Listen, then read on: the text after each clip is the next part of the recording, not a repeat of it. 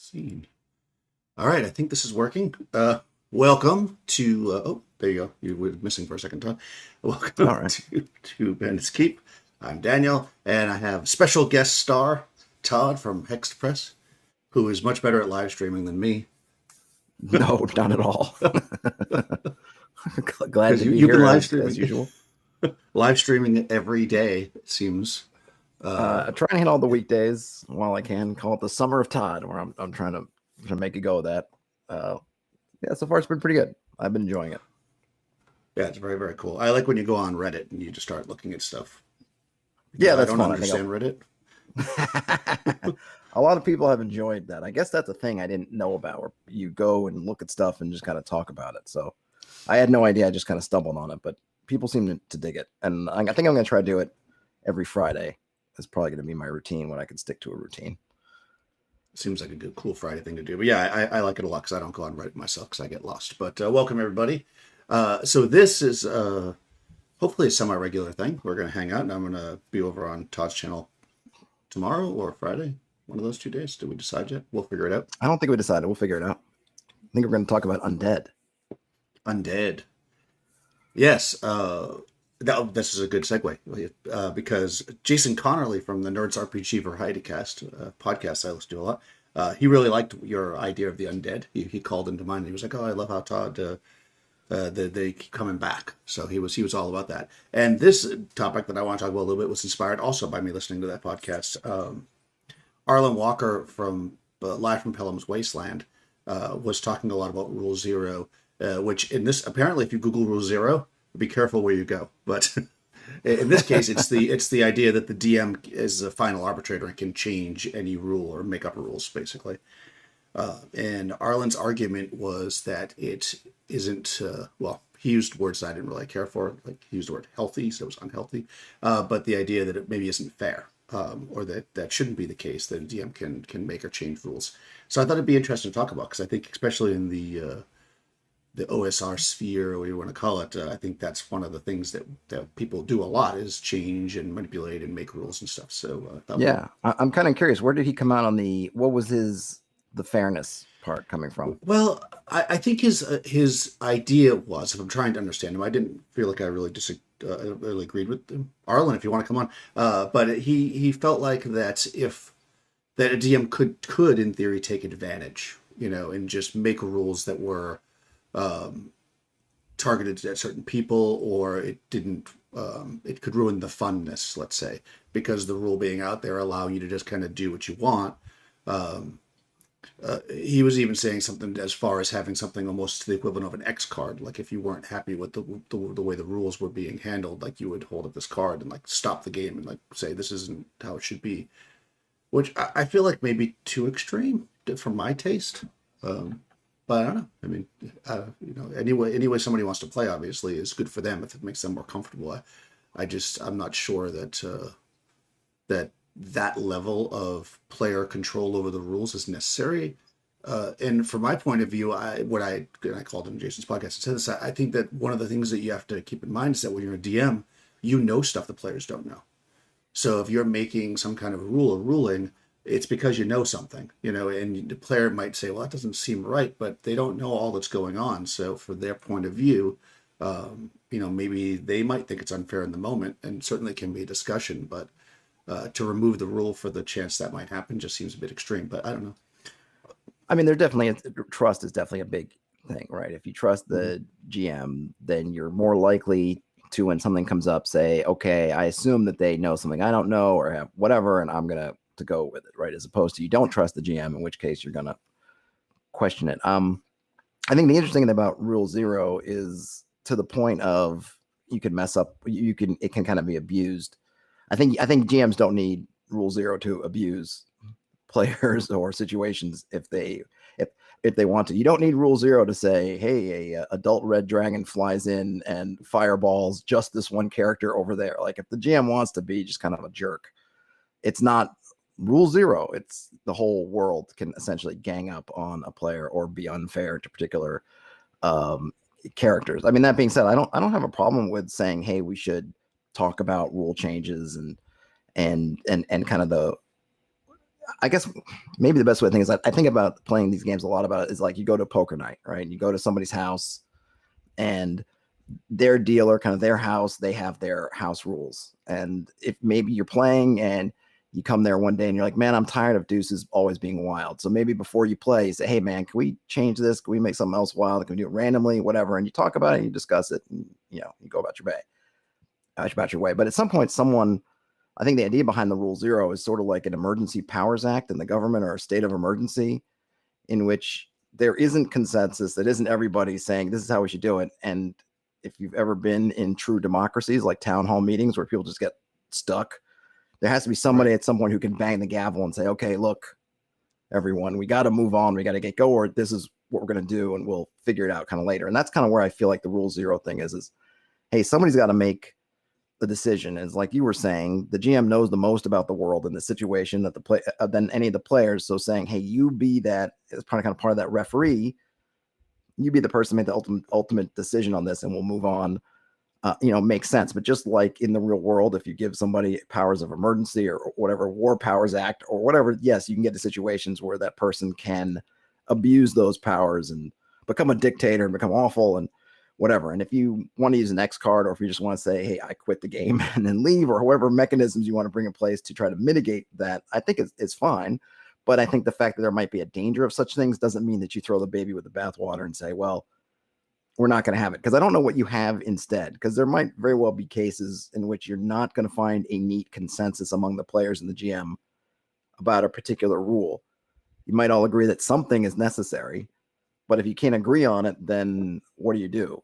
Do you just not play? Do you just roll back and do something? Like, I'm not sure, like, what is the alternative to having somebody who eventually can say, look, at least for now, we're just going to do it this way, and then we can come back to it later, kind of thing. Well, I think the alternative, again, I don't want to speak for him, but this is just basically based on a bunch of calls back and forth between people, that the idea is to have consensus. Every time that the question comes up, the entire table should be polled, and at that time, the decision should be made, I guess, based on the entire table's thoughts. So as opposed to the DM just making that choice. That's kind of how I understood maybe the way, and also the idea that there should just be more rules in general, so that it doesn't happen as often as you might think.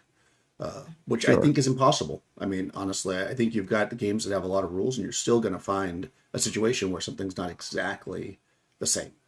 Yeah, and it's not always that there isn't a rule. Sometimes how those rules interplay with each other. Like you see a lot of the 5th edition stuff comes up with all kind of optimization stuff. Well, use this, and then it's kind of rules as written versus rules as intended, and how do these things work together? And it's not that there's a lack of rules, but maybe it's that there's a lack of meta rules, which is how two different rules are interpreted and work together. And I guess depending on how often it comes up to your table, maybe it's fine if it only comes up once every month or maybe every other session to say, hey, let's get consensus before we move on. But I can see at other tables where you just wouldn't get any game time in. It would just be 3 hours of trying to get consensus on stuff, and no actual progress or fun is had, other than by the rules lawyers who are probably just been waiting with their giant books of rules and regulations to take the floor.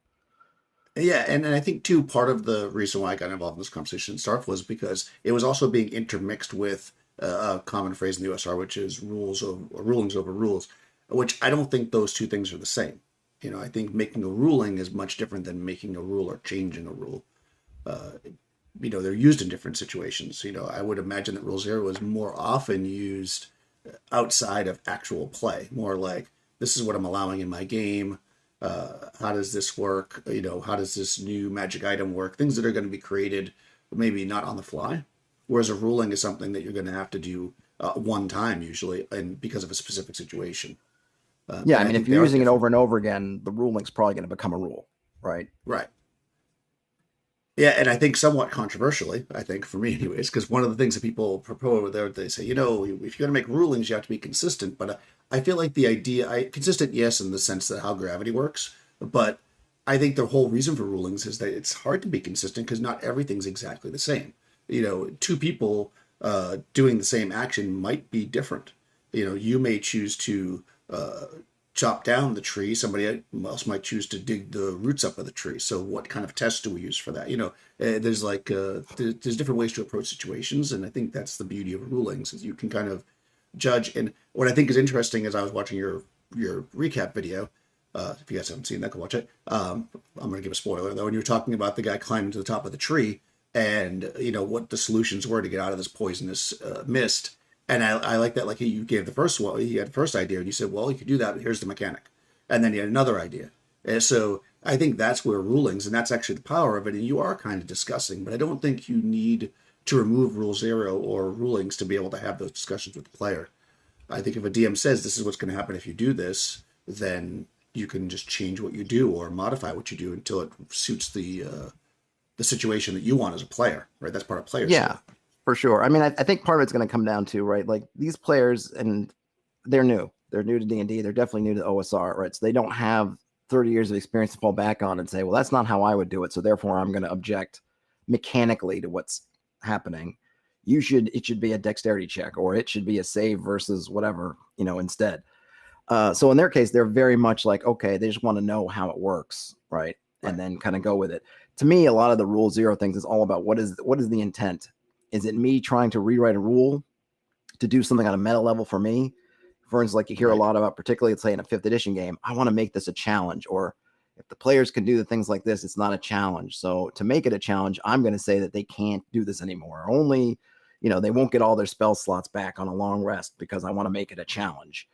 Or is it that the rule is falling short in some way? The rule as it is not taking into account the kind of complicated context that you have. And so you find that you need to supplement the rule or change the rule or do something to the rule to make it fit your situation. I don't agree with the first one. If it's just, I want to change the rule because it's not doing something for me, I'm like, well, you got to figure out another way. Like that's not, I come from that kind of referee school. The referee doesn't stop a basketball game in the middle of the game and say, okay, now we're going to make all the 3-pointers worth 4 points because that'll make it more interesting or fun. That's not how it works. But if you're playing on an uneven surface, or you're playing football on a field and you don't have all the lines to go out of bounds that are nice and straight, then you say, okay, we're going to make a ruling. We're going to use that bush as the out of bounds instead of the invisible line because we don't have an invisible line, or we don't have a clear guideline. So we're going to make those changes. Like that's to me where I put kind of that kind of rule zero stuff. Say we need to do certain things because we're playing in a real world, not necessarily perfect gaming situation. We need to kind of make things fit, as opposed to the game's working just fine, but there's just something on a meta level that I, as a GM or as a player, desire for myself. And so I'm going to twist things to make that happen. And especially as a GM, you have so many tools to do that anyway. I don't feel like if you need to fall all the way back to rule zero and just say, nope, I'm going to make this thing work differently for today because I want something to happen, then, your imagination's not doing a good job. Right. And I think it's interesting that you use a term, which my preferred term usually is referee, right? I like the idea that the DM is actually impartial, or should be. They are different than a player. Like the DM is a player, but they're a different kind of player, and they need to be impartial. They need to both in both directions, both not necessarily saving the players from their own mistakes, and also not changing things to make it more difficult because they feel like, oh, they beat my big boss too easy. And I'm not a fan of that.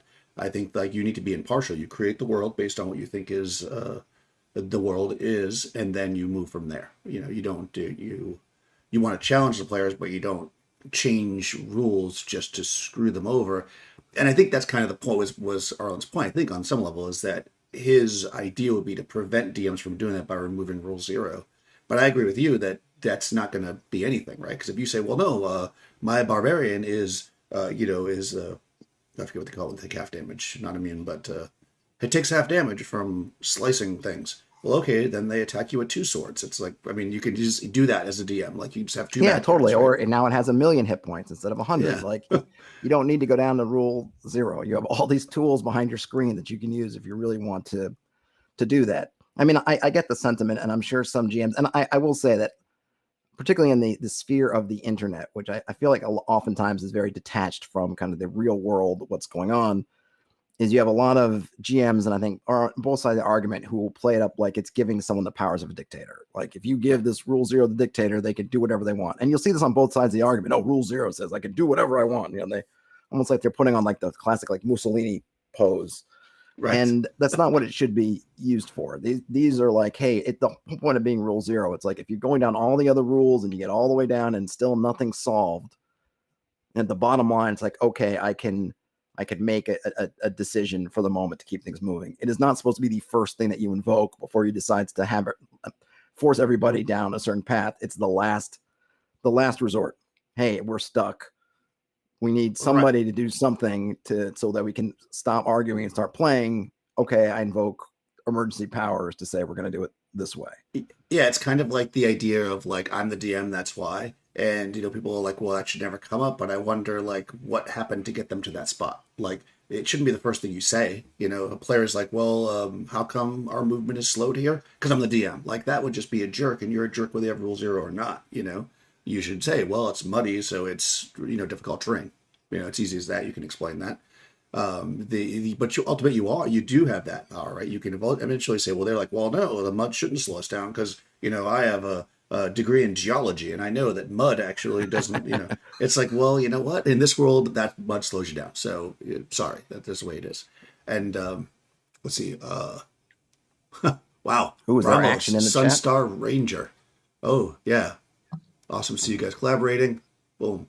But also they say, tilt table retcons are options. I think that's also the case, right? Like if you have to be in a position as a GM, I think like if you make a decision, like let's say that something's going on and the player's like, I want to do this, and you're like, well, that's just not going to work. And then it moves on and they look up the rule later or whatever and they're not at play. They're like, actually my magic missile should be able to do this.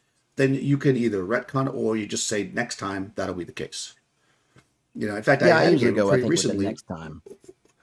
I've just had a game where I pretty recently did that. I was the player was so convinced that they were not kind of an anti-magic person, and the cleric or magic user kept casting light on their weapon, so they kept thinking the weapon was magical, and they went into a situation where a creature could only be hit by a magical weapon.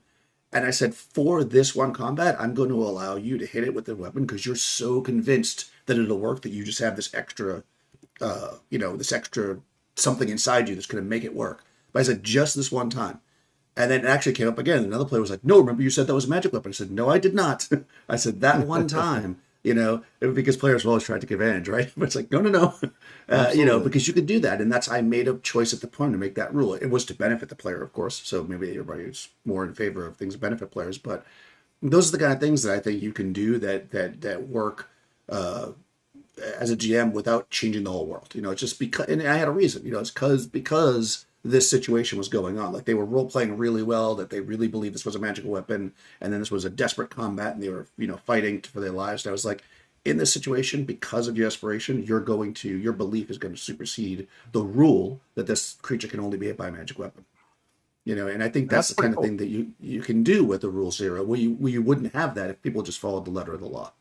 Yeah, I mean, I guess I wonder at that point, like, what is I guess the rule 0 there is that it can't be hit by magical weapons, but that's a non-magical weapon that's hitting it. I mean, there's a bunch of ways. I'm pretty sure you could probably have come up with a way to express that without even breaking rule 0 necessarily. Right. That like somehow the belief has made it momentarily magical, the fictional in-world event that makes it match up. But yeah, I mean, I think that's kind of the good side of it, and not just because it benefits the players, but stuff where you're really enhancing the game, enhancing the world, and you could do that because you can make these momentary breaks with the rules or the mechanics. It doesn't even have to be stuff that is player facing, and obviously it becomes obvious when it's something player facing, but you could be, say, rolling something behind the scenes, but then the players, maybe it's a reaction roll, and the player starts talking with someone and you roll a reaction and the reaction is very poor, but the player, their character make not even necessarily an amazing speech, but they just hit some really great points. And you think like, wow, like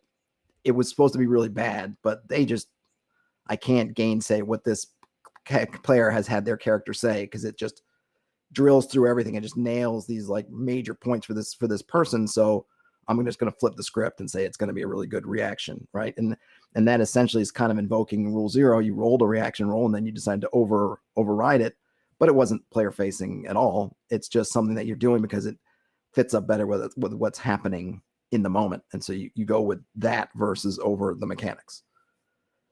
Yeah. And I think the reliance on rules can make the game kind of less interesting on some level, which is why I tend to fall towards more rules light games, if you will, because I think the idea that you can make these changes is going to make the game work with the fiction that you're creating at the table. The game designers don't know what your table is going to do, right? So they can't make a rule for every situation.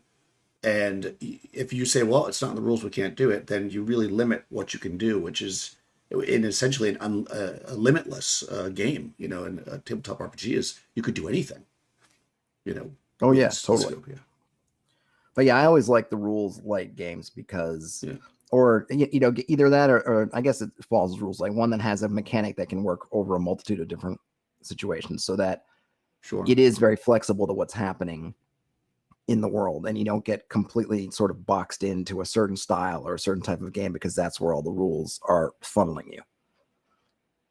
Right, exactly. I agree with that 100%. And I think too that sometimes people will fall. I mean, the rules are important. I do think that it is good to have some rules because there is this. I mean, this is, I guess, another question is you've got this free kriegsspiel. I don't know if I'm saying this correctly. I don't know if you know about this whole thing, this movement that's going on, these like incredibly rules-like games, even to the point where there's no rules. Like Right. literally the I know about referee it just in makes, theory, and I yeah. know the history of it and where it comes from, but I haven't partaken in any of the modern communities. So I don't know. I Yeah. haven't seen anything about how it's being done now, but I know the concept and kind of where it comes from.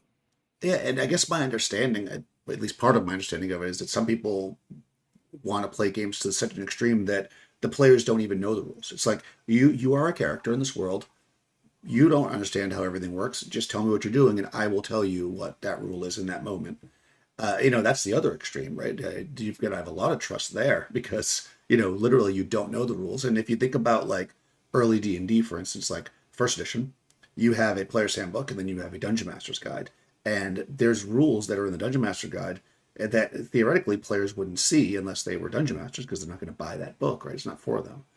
So I wonder if the modern versions of the game, like 5e, where all the rules are in the player book, changes people's perspective on what they should know, or if that how that affects that. I'm curious. I mean, What you I, think I about that? think it does. I think when you see people arguing about stuff, I mean, the stuff that drives me nuts is when I'll see people say, oh, you should take this element if you're a player because only 10% of monsters in the monster manual have immunities to this element. Like that's the Right. stuff that just drives me kind of bananas. Um, I mean, I think in general, I think the free Kriegsspiel thing is great.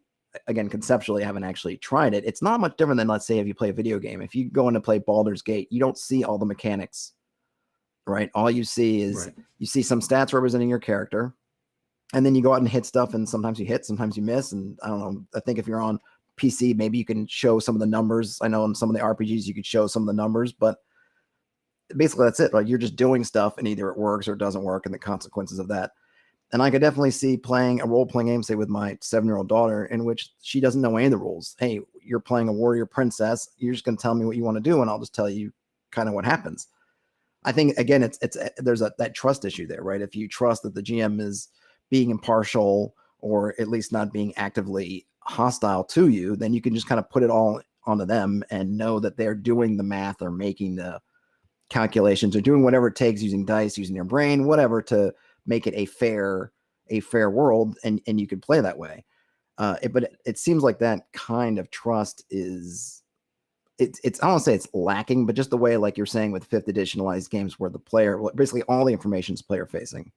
But I think it's Yeah. more likely, and plus I think as players are making their builds and these kind of the way that they're making characters now are trying to build all these synergies and whatnot, it kind of involves a lot more being close to the rules, because this is what they're going on. Well, the rules say this, so I'm building my character all around this rule.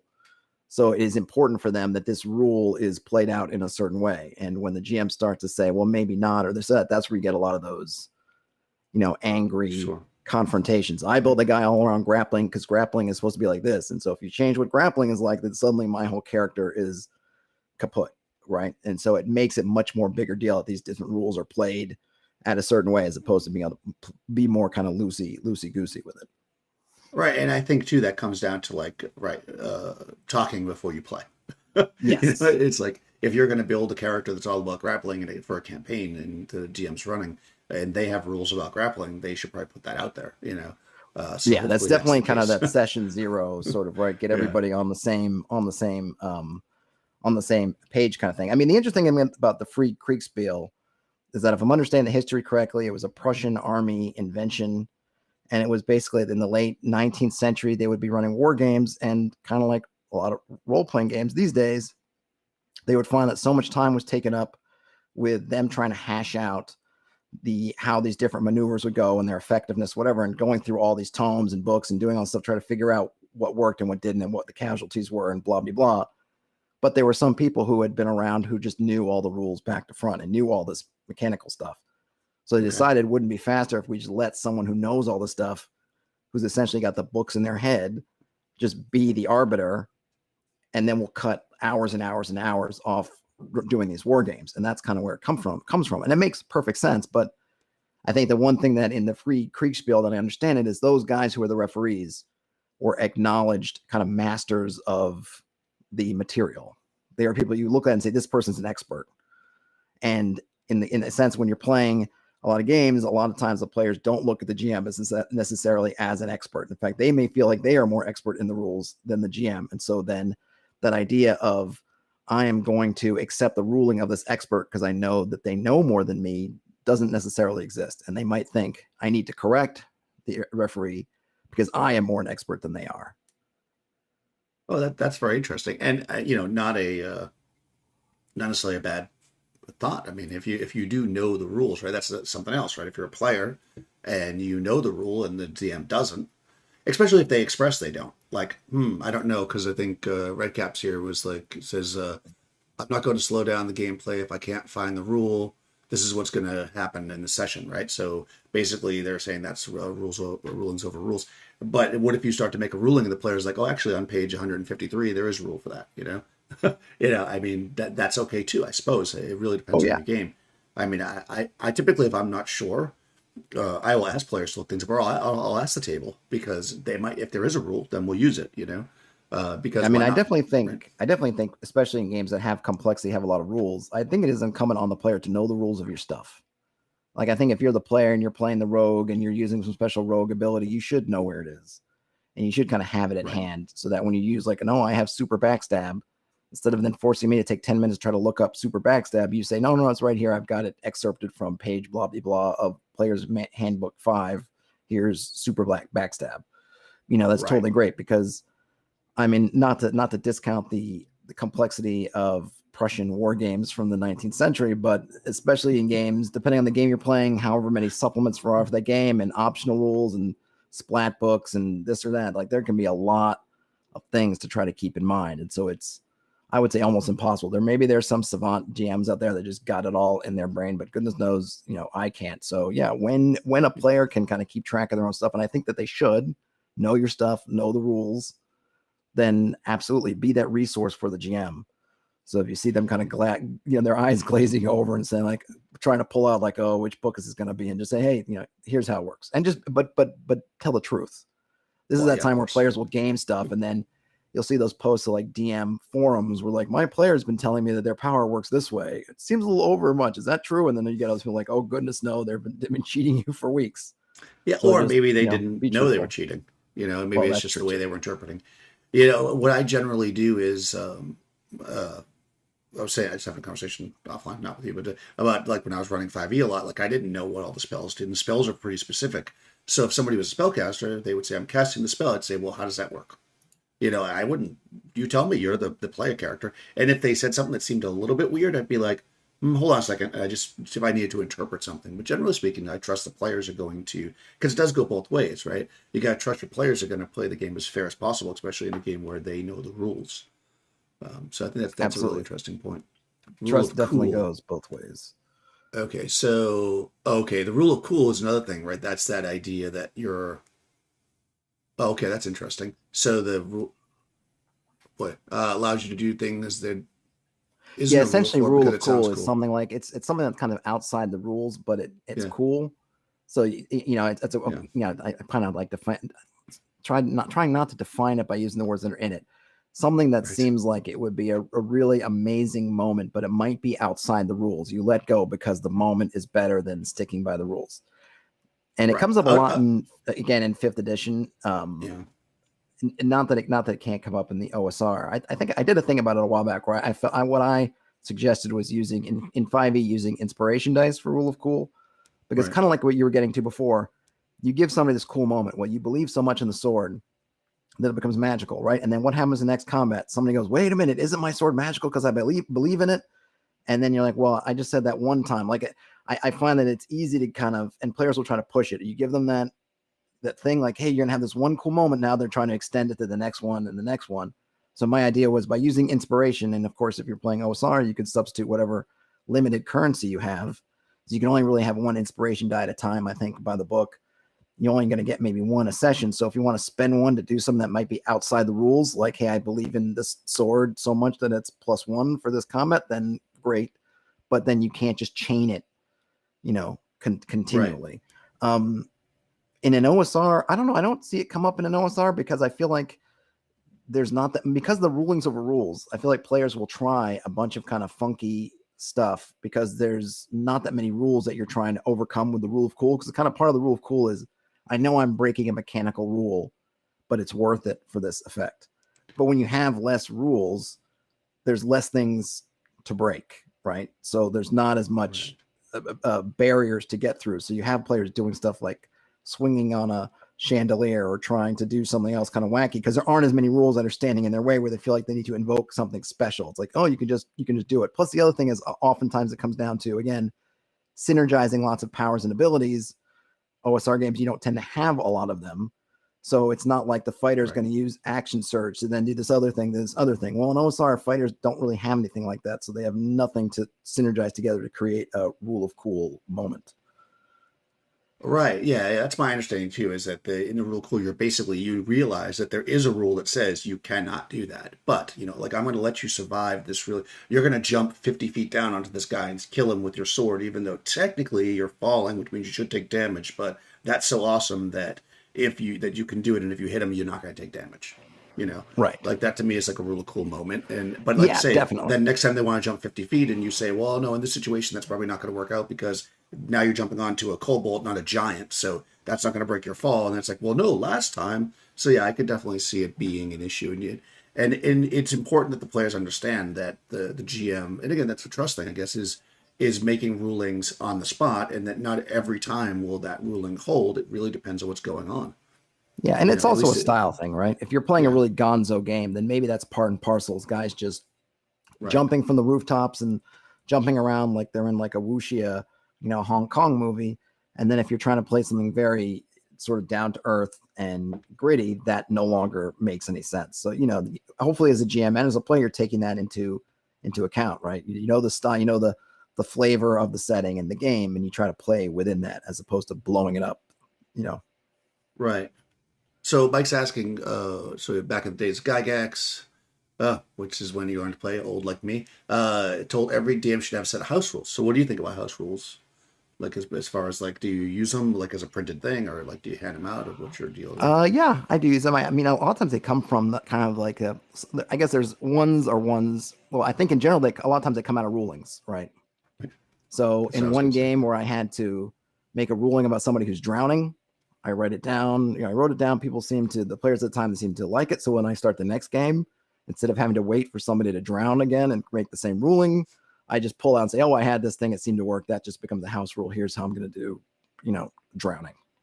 And that's kind of how they tend to go for me anyway, is you just accumulate them over time as you run into situations. You find a rule that seems to work. It comes up more than once or twice because, you go from one time thing, I'm just going to need this once, but maybe you write it down.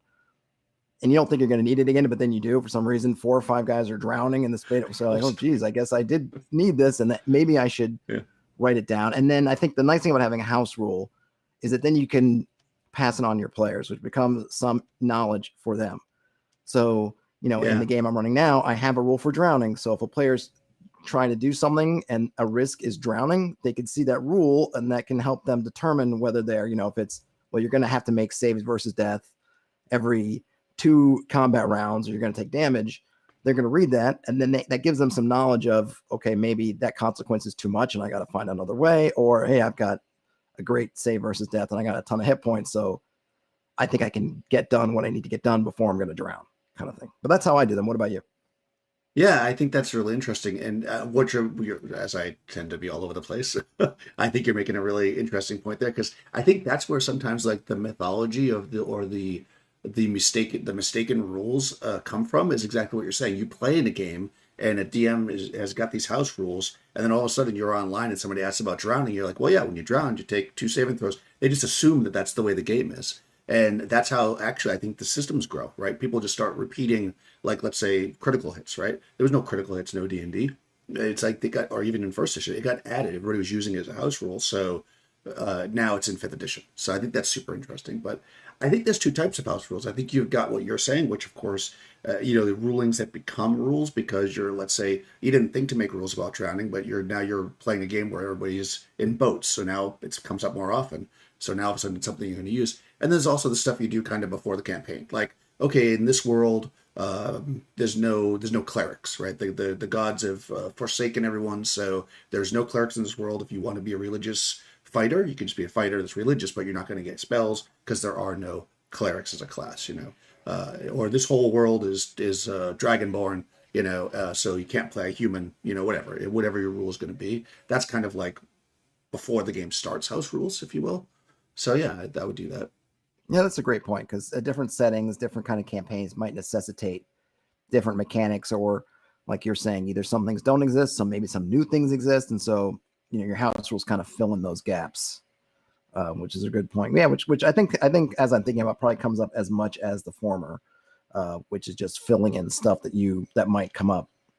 But I've always liked reading people's house rule documents, like Planet Eris. I think this is kind of a famous house rule document that was always floating around.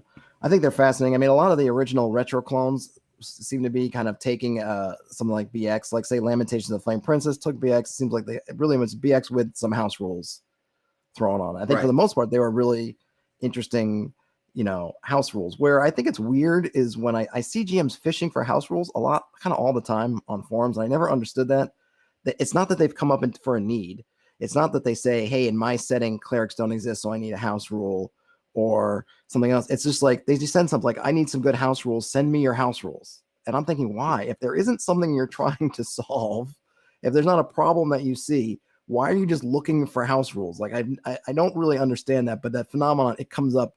I see it on Facebook and Reddit just all the time. Send me your house rules. I want house rules. I need house rules. Like, what do you need them for? If your game is running well, without house rules, fine. There's not some like weird thing where like the house rule is going to make your game better.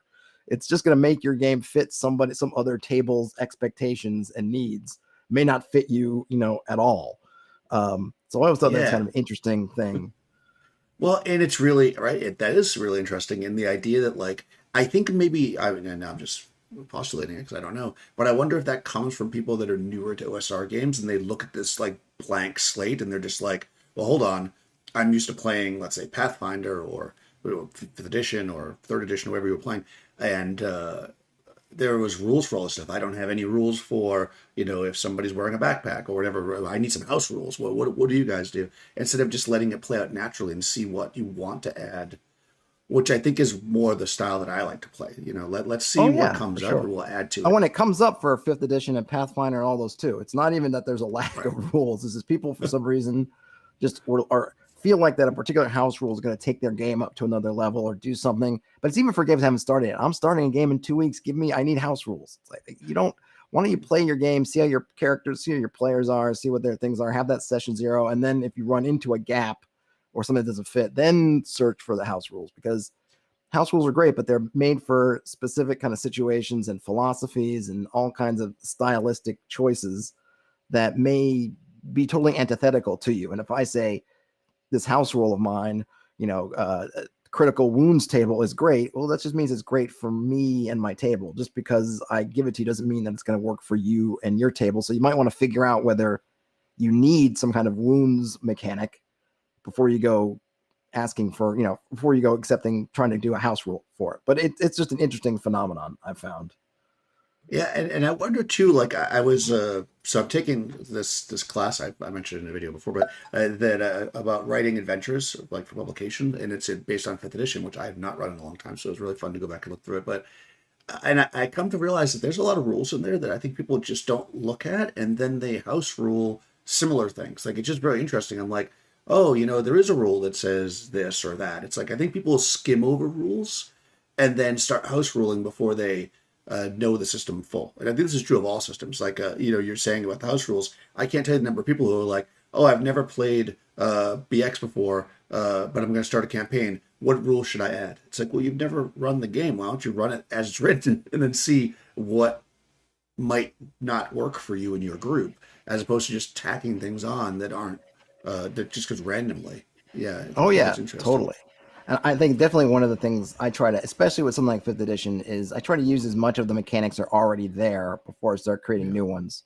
Like I mentioned about rule of cool, my thought was use inspiration dice. They're already in the game. right. You don't have to invent some other currency. You don't have to do whatever. Like when I was doing fifth edition, I was wondering about insanity mechanics. I know that DMG has optional rules on insanity. I just thought, let me just use exhaustion because it's already Right. there. It already mimics a lot of things that you think about in terms of people who are losing their mental composure, and I don't have to add anything different. And in fact, some of that works better because I think with mental health and everything, it's no longer kind of fun just to say like I'm schizophrenic and like or I have split Yeah, personality. It's like that stuff is not like I'd rather yeah, not get into the weeds on that stuff when you can just say, hey, you're whatever your instability is, it's causing you to have a disadvantage across the board, which then mimics you can in your head or in the fiction you can play it out wherever you do, and I'm not making light or making fun of real disabilities in the world. I can just say, hey, it's just exhaustion. You play it however you want to. We don't need to really get into it, kind of thing. yeah. That's a great idea, and I feel like exhaustion is one of those mechanics that people don't use enough. When people say that like fifth edition is too easy or not deadly, it's like they're not using things like exhaustion and con saves and stuff. It's not, you don't have to add all kinds of extra stuff to make it more deadly. Those things are there already. What's this? Oh, hit Radalic? the chat. You got something in the chat? Yeah, we got chat. Oh, so in Roll20, they played on Roll20. They were able to put the house rule document embedded into the interface.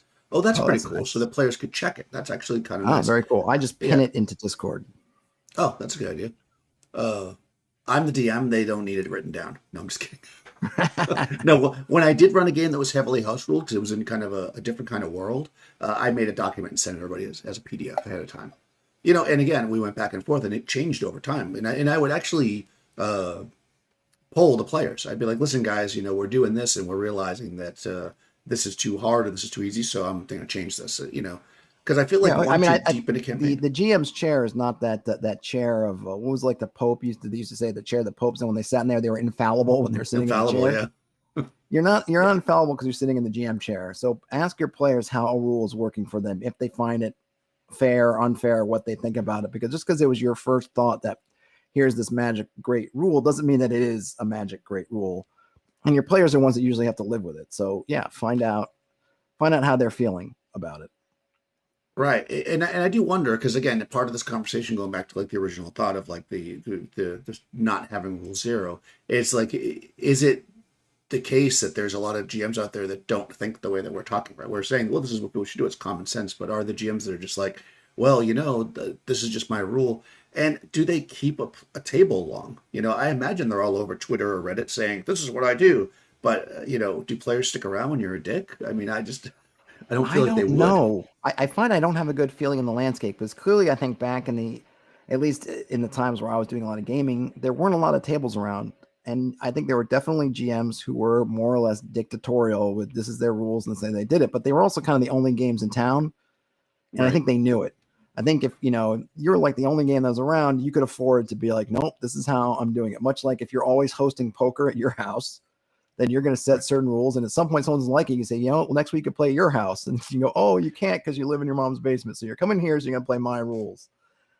I Yeah, don't know it's if that's actually true funny. anymore because with it, internet games and everything, has that yeah. changed the landscape to make it more even? I don't know. From what I hear, I feel like it hasn't made that much of a dent in the kind of GMs feeling that they've got all the, I guess, a power or authority or all, whatever, that it's basically a seller's market. And so that they can kind of, say what they want. Yeah, it's really interesting too. That's a good point. And one of the things I was thinking too is that a lot of times, traditionally, right, people were taught to play D&D, let's say by older kids, like if you were a kid learning. So maybe you would be that way, like, oh, you pick squeak, you follow my rules. But I feel like adults playing, people that are a bit maybe out in the world and stuff, not meaning I'm not making a judgment of anybody's, mental state, but you would think that you would just be like, well, you're just not a fun person to play with, so I'm not going to play with you. But then as you say that, I think of all the posts out there about people making it seem so difficult to be a DM. It's like, oh, you need to do everything, and it's so difficult. So, but really, if players understand that anybody can DM, it's not really that big of a deal. Like, I don't know why they'd hang out with people who just weren't fair. You I know, mean, totally. But I think there's two things. One, it seems like there's still, which makes sense, way more players than there are DMs, right? There is, right? people have shyness and other things that just dissuade them from wanting to be DMs. And I think just people, I think people will put up world a lot, but regardless of what you hear on the internet, when someone will say like, my DM farted with a session, and you'll see people saying, leave that game immediately. Like people will tell you to Right, leave a game over the drop of a hat. Like, right, I think in the real world, people will have fun, enjoy being with their friends, and they might be their friends, their roommates, their brothers, their sisters, husbands, wives, and they'll put up with a real lot of trouble before they finally go, you know what, I'm leaving.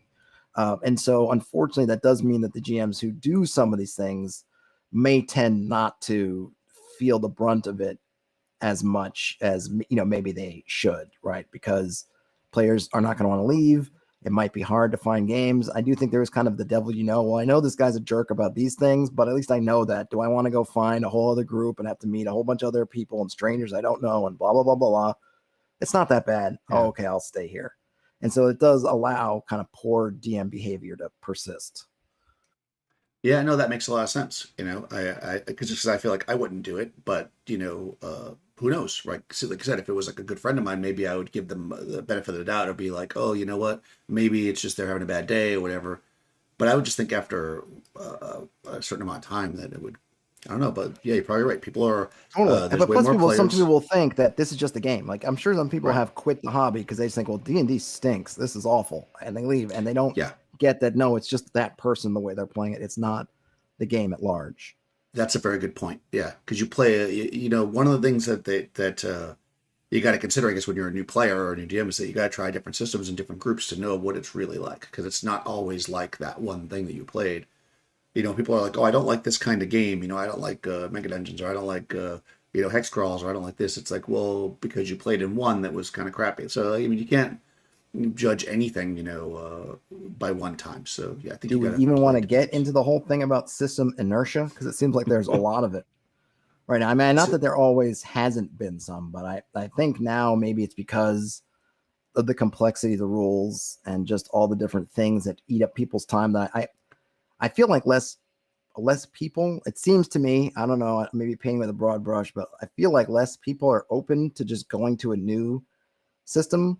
I think more people are likely to say, you know what, my group all knows 5th edition, so I want to play a sci-fi game, so I'm going to make a sci-fi 5th edition game. Not that it can't be done, and not that even that you shouldn't do it, but that you might be missing out on systems that even you might even love more than 5th edition. You might love more than whatever game, and it doesn't even have to be you're playing 5th edition. You could be playing an OSR game, you could be playing Warhammer Fantasy, whatever. But the fact is that there seems to be once you're in a system and you have a group that kind of is in a system, it seems hard to pull out of it. And I'm not saying that it was easy back in the heyday, but right.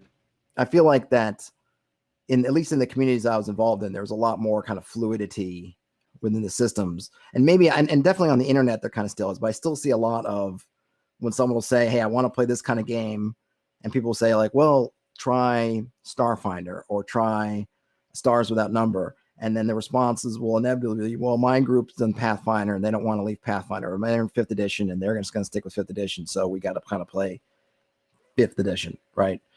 Yeah. Which is unfortunate. It's actually funny you say that, because I just replied back to actually on Nerds RPG Variety Cast to Joe Richter. So you're going to get an early thing of what I said was, because he said something like, well, why this? Why are we doing this with Pathfinder? Because he put Pathfinder, because that's what my group knows. But my answer to that is, well, if you have to change Pathfinder so much to make it a sci-fi game, then aren't they learning a new system anyways? I mean, it's a new system if you're changing it that much, right? Or if you have to change D&D so much, if you have to remove all the magic so you can play it in a caveman setting, right? Doesn't that completely change the 5th edition? So you're not playing 5th edition anymore? I mean, it Wouldn't it be changes easier a just to lot, but there learn? must be a mental, right? It's probably that mental Yeah, thing of being able to say, yeah, when you say to somebody, you're playing a new system versus we're just going to keep tweaking this old system until it is functionally a new system. Maybe it's the kind yeah. of the frog in the boiling water or something where like you can kind of get people to a new system that way because they don't really see it coming versus just picking them up and Yeah, dropping them something completely new. I mean, not that I haven't done that, of course. I'm not saying anything. So there's actually a bunch of chat stuff to talk about, but apparently it's Gygax Day. Hey, we planned that.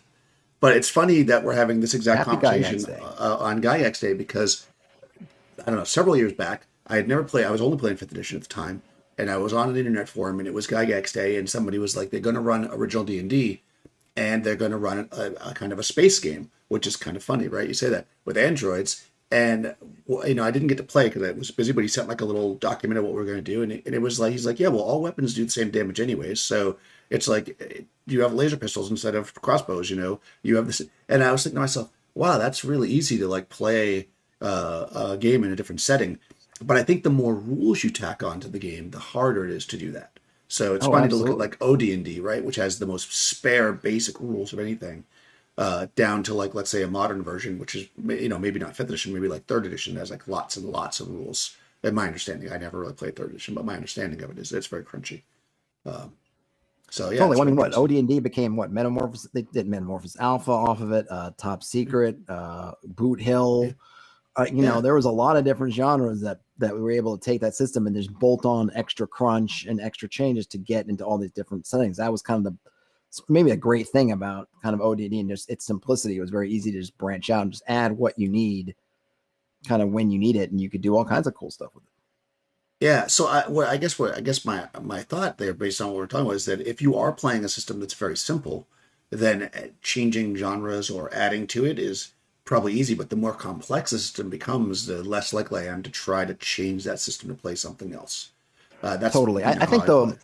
the one thing I think is there's two kinds of complex. There's so with a system like fifth edition, right? I think it'd be fairly easy to do somewhat similar to what this person did on Gygax Day. You have warlocks and all these magic things that just becomes tech powers of some kind. Right, But there's this other part where people want it to be different.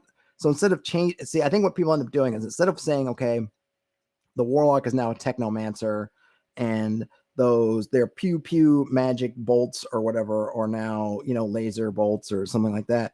For some reason that right, doesn't work. They want to then make a whole different mechanic for firing weapons or doing something else.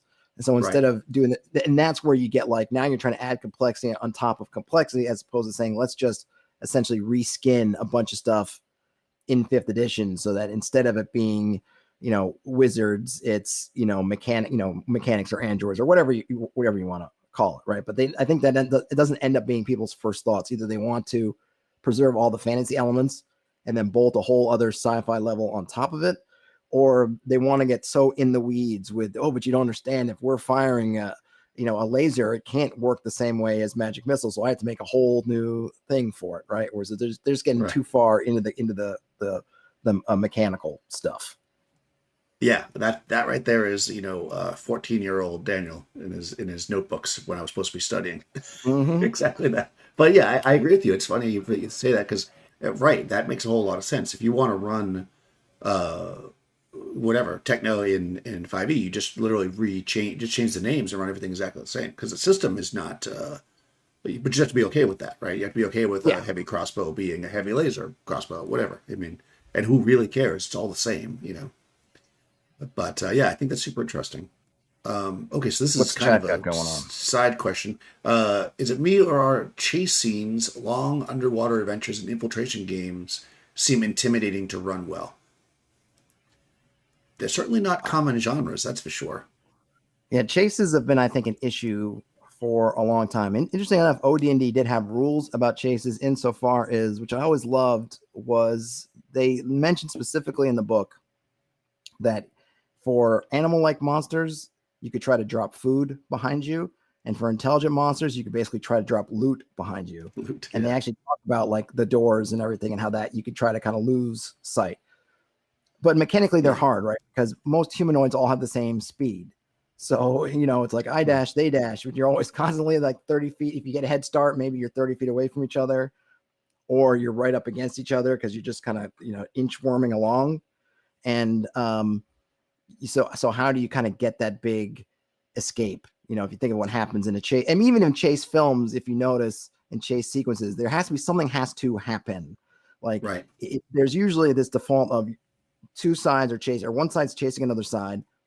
And if they don't do anything special, the chase is just going to end when somebody gets too tired to run anymore.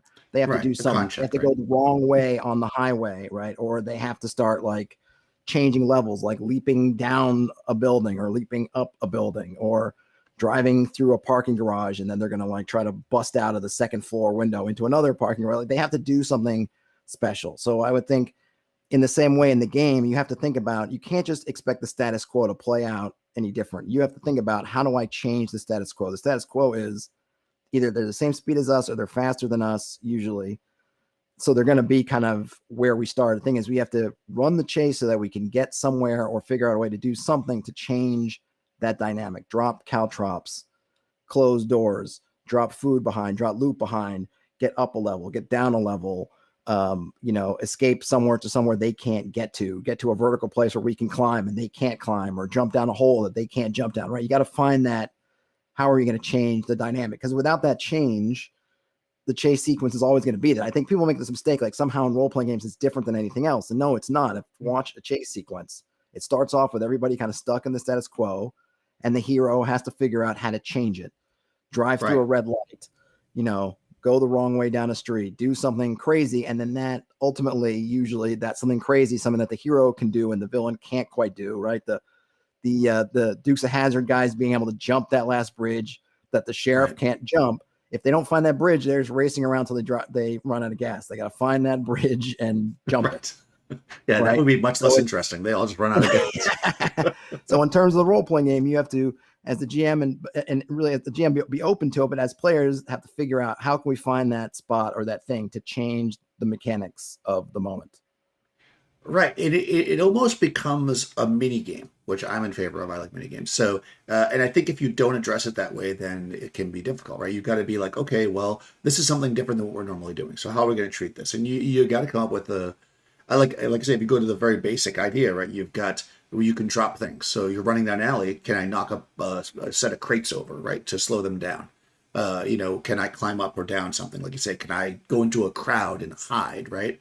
And then depending on what you're going to suggest as a player, that could be some kind of a check, a stealth roll or a strength roll or a con roll to outpace them, or, a jump, and that's how you want to do it. But at some point, I think my biggest problem with things like chases is knowing like how long they should be, right? Like if you're trying to plan a chase, let's say ahead of time, it doesn't just happen spontaneously, as a GM, like, okay, so how long do I think this chase is going to take? Are we literally just going to have them make 3 skill checks and then it's over and we just narrated it out? Or do we want to make this more exciting, where there's going to be combats in the middle, which you sometimes see in, in action movies, right? Where they run a bit and then they end up having to fight one guy and then they run more. So yeah, it's intimidating. I think it can be intimidating, but I don't think it has to be. You just want to think of the same mechanics you always use and let the players, I mean, this is generally my advice on most things. The players always have a lot of ideas. So just set up the situation. Players will come up with ways to do things.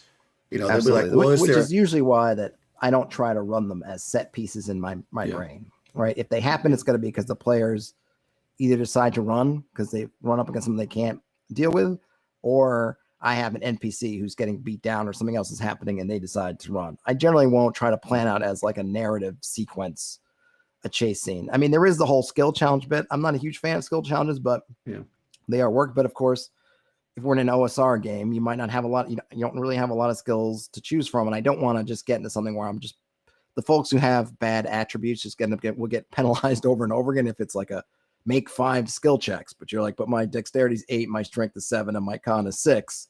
It's like, well, I'm just going to be eating a lot of failures. But that definitely is like in the 5th edition sets, the skill challenges do work for that. But I just like to play them when they come ad hoc. I just try to, like I kind of explained, I try to lay it out to the players. Like, this is what's going to happen. Like, these are wolves. You can't simply outrun them. You can run away, but they're faster and they're going to catch you. So how do you change that dynamic? What can you do to get away from the wolves so that they can't chase you? And it could be throwing them food, climbing up a tree, jumping into water, trying to light a torch while you're running, whatever, all these different things, right? And then just try to get them thinking about kind of that aspect, which, like in that recap, right, like I tried to tell that guy, hey, this is the situation. You're up in this tree. These are the parameters. Here's the puzzle. You only have so many hit points. You can only do so much, whatever. Figure it out, right? And in that kind of sequence, try to do the same thing. Hey, they're going to be chasing you. Unless you force a change in difference, they're going to be right there with you. until one of you runs out of gas first. And you could try to do that and just outlast them, or you could try to somehow change what's happening to get an advantage. Right. I was, I don't remember what this was from. Might have been from The Walking Dead. It just made me think of it. They were being chased by something. I think it was probably zombies. It was Walking Dead. And the two people were running together, and they were like, they were going to catch him. And one guy just turns to the other guy and like shoots him in the leg, so that the guy falls down. Like, that's how he got away from the zombies, because he sacrificed his friend, right? So the first thing I thought about was, you're running through the woods of wolves. It's like, yeah, we don't need that henchman. Totally. At one point in my game, leg. my party was carrying around a dead body. For some reason, they had this dead body and they wanted to take it, do something. And these wolves were literally chasing them down. They had them pinned this hill. And finally, they're looking around. They're like, we're holding this dead body. Because one of them was asking, like, how do they keep following us in the dark? Someone else is finally like, well, we're dragging this dead body around with us. Maybe that's what it is. And finally, they just chucked the dead body to the wolves. And the wolves went away, But it was definitely funny, that bit where they were looking around and go, how do they keep following us? Someone's like, yeah, we're dragging a dead body behind us. That might be why. Right, there's a dead body. That is hilarious, yeah. So what was in the underwater besides chases? Underwater? Underwater, yep. I think underwater is just hard because it's 3-dimensional, and it's very hard to do kind of 3-dimensional space in that way. I mean, you could think of trying to do like a zero gravity kind of adventure. It's positioning and everything. If people have trouble doing positioning in 2 dimensions, 3 dimensions, it gets even more difficult. Not to mention all the stuff with, well, how do things, if I fire an arrow underwater, how does that go? Like all the different ways of, a lightning bolt in water, how does that do? What if I do fireball in water? What does that do? It's just, it's a lot. So I think that the underwater ends up being that kind of barrier to get to somewhere that's magically going to be contained with air so that you can play, as normal kind of thing. But it certainly is an interesting element when it's used. But that one, I think just the nature of all the different ways you have to try to figure it out. It definitely adds a degree of difficulty than just running your standard adventure. I mean, even like if you were playing in a VTT, did the VTTs have 3-dimensional positioning? If you were in like an open ocean kind of environment, could you do a battle map or something where it's got like 3-dimensionality to be able to place things vertically in all kinds of funky angles? Are they even capable of it? I don't know. I don't know. I mean, maybe I use a VTT sometimes, but not really for positioning. I find it slows me down.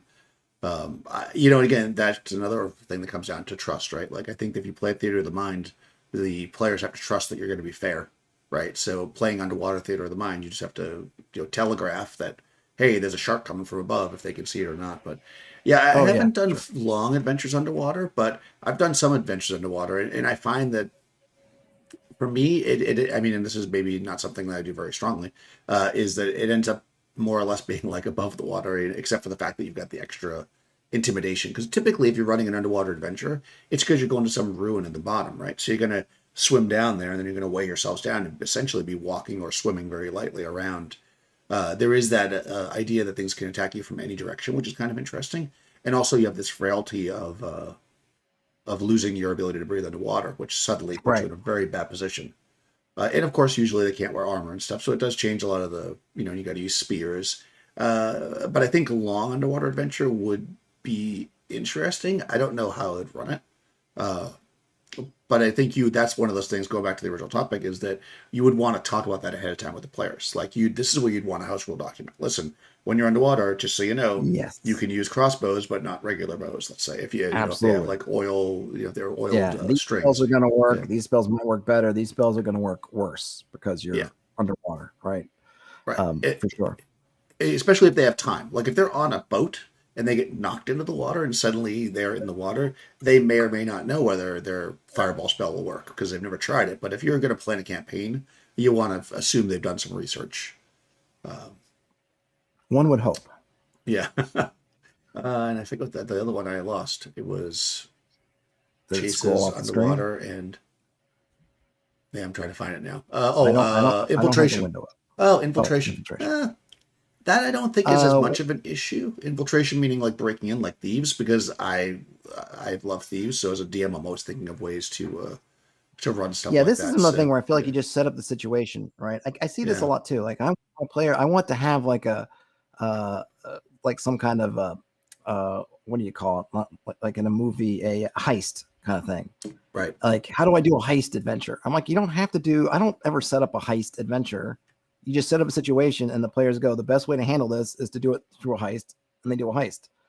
With any of that kind of stuff, I think it's really up to the players, in my mind anyway, to figure out how they want to approach it. Like, hey, there's a bank, there's something in the bank. If you want to do it through infiltration, great. You figure out your game plan. If you want to do it through a daylight daring bank robbery, great. If you want to do some kind of inside man, kind of crazy plan within the plans way, great. I think the thing is with infiltration or anything like that is you can get that kind of, I don't know, almost like Shadowrun Decker syndrome, where like one character's out doing something and everyone else is kind of sitting there twiddling their thumbs waiting, right? So maybe, Right. and that's kind of one of the things, but it's like, what do you do about it? Because on the one hand, yes, you can create artificial stuff for the other players to do, but it might feel artificial because it's going to feel like you're just throwing them things because the one player's out doing there. And so that can kind of feel kind of cheesy if like, okay, great. All right, fighter, you're going to have to fight. These urchins are going to keep swarming out of there. So you have something to do.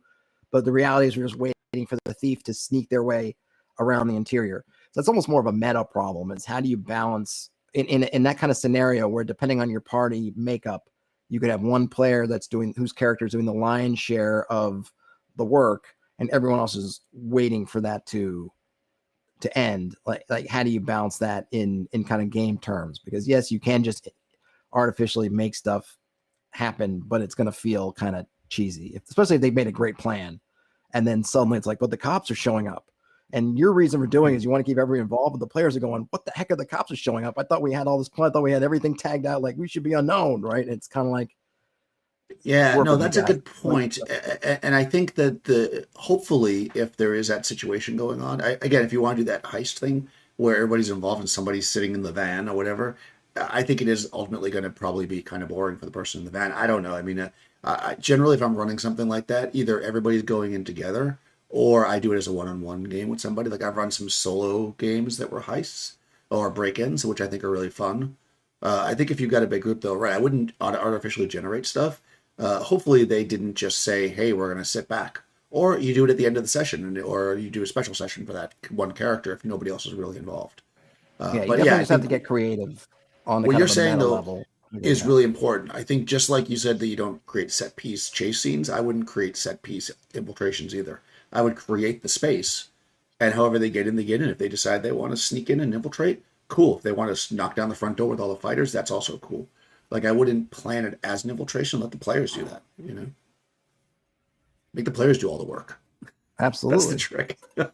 um, yeah, And I if you kind want of to agree. steer them in that direction, you can kind of make something like if you make a fortress that clearly is going to be too hard for them to just run up into fight, it's going to force them to at least look at other options, right? I would never say like you absolutely have to do this as a heist, but there can be situations and not necessarily cheating, just saying, look, you're trying to get into Fort Knox. You're not going to go and run in there with your sword swinging and get more than 5 feet. So if you want to get into Fort Knox, you're going to have to figure something else out. And I think that's a great general rule. A lot of times, or maybe all the time, players are going to take the easiest, most direct solution. So if you want them to consider indirect, more interesting solutions, you have to make that first one not easily attainable. So if you want them to try a heist, or you want them to try infiltration, or you want them to try something else, then don't make it easy for them just to walk in the front door and get it. Because if they can do it that way, they will. And, you would too. Like you wouldn't do something more complex if the easy solution is going to get there. So you got to take away the easy solution. Right. No, this is true. And I think this is where telegraphing is really important. Like you need to make it clear that, yeah, guys, like you can see this is super well guarded. Like you're not going to be able to bust through the front door. And I think it's totally fine as a DM to say that outside of character. Like it's, I'm one to say things, be like break the immersion, if you will, and just be like, you're checking this place out, you're scouting it. You know that if you were to charge this place, you are outgunned. You're gonna, if you want to get in here, you're gonna have to come up with something more clever. And just tell them that. I mean, I don't think that's really a big deal. The players should have. All you're doing, you're just telling them what they are seeing with their eyes. I mean, Yeah, you could exactly. say that, or you could say like you see 50 guys and they're very well armed, very well prepared. They're moving like clockwork. There are no gaps in their rotations. Or you could say like, yeah, you're looking at that and you could tell like the front door is not an option. Oh, VTT. Hold on, they're talking about some VTT that's 3D. Oh, Veins of the Earth. Yeah, that's a not a big. That book has like the 3D mapping. Yeah, it's an awesome book, but I don't know that I'd ever run it like that. I'd have to read it again. I have the book, but it's been a Yeah, while since I flipped through it, so I'll have to check out that.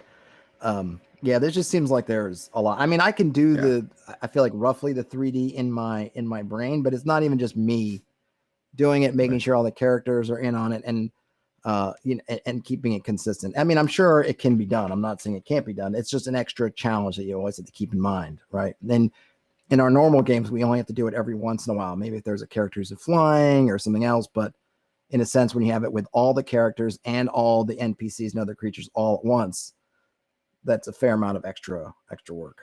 Might be worth it, but it's just extra. What else is going on Right. in the chat? Yeah, exactly. There's a little talk about 5e playtest. Let's see. Hold on. Because Radlex says that they met a man who believed that if you weren't playing the updated standardized rules, it wasn't really D&D. Yeah, I mean, yeah, I've seen people also say if you're playing the new rules, it's not really D&D. So I think you get both sides of that, and I try to stay out of edition wars. I mean, it's Yeah, I D&D, stay you away from know. that. And I I, mean, and you know, I vehemently dislike people that say like you got to play with this set of rules or you're not really playing. You know, yeah, no, you play with the set that works for you. I'm sure there's somewhere it's some what is it, the boat of Theseus thing, where if you keep, at what point does the boat of Theseus stop being the boat of Theseus when you're replacing plank after plank as the had to do with the Argonauts, like the Argos. You keep right, repairing the Argos. At what point is it no longer the Argos?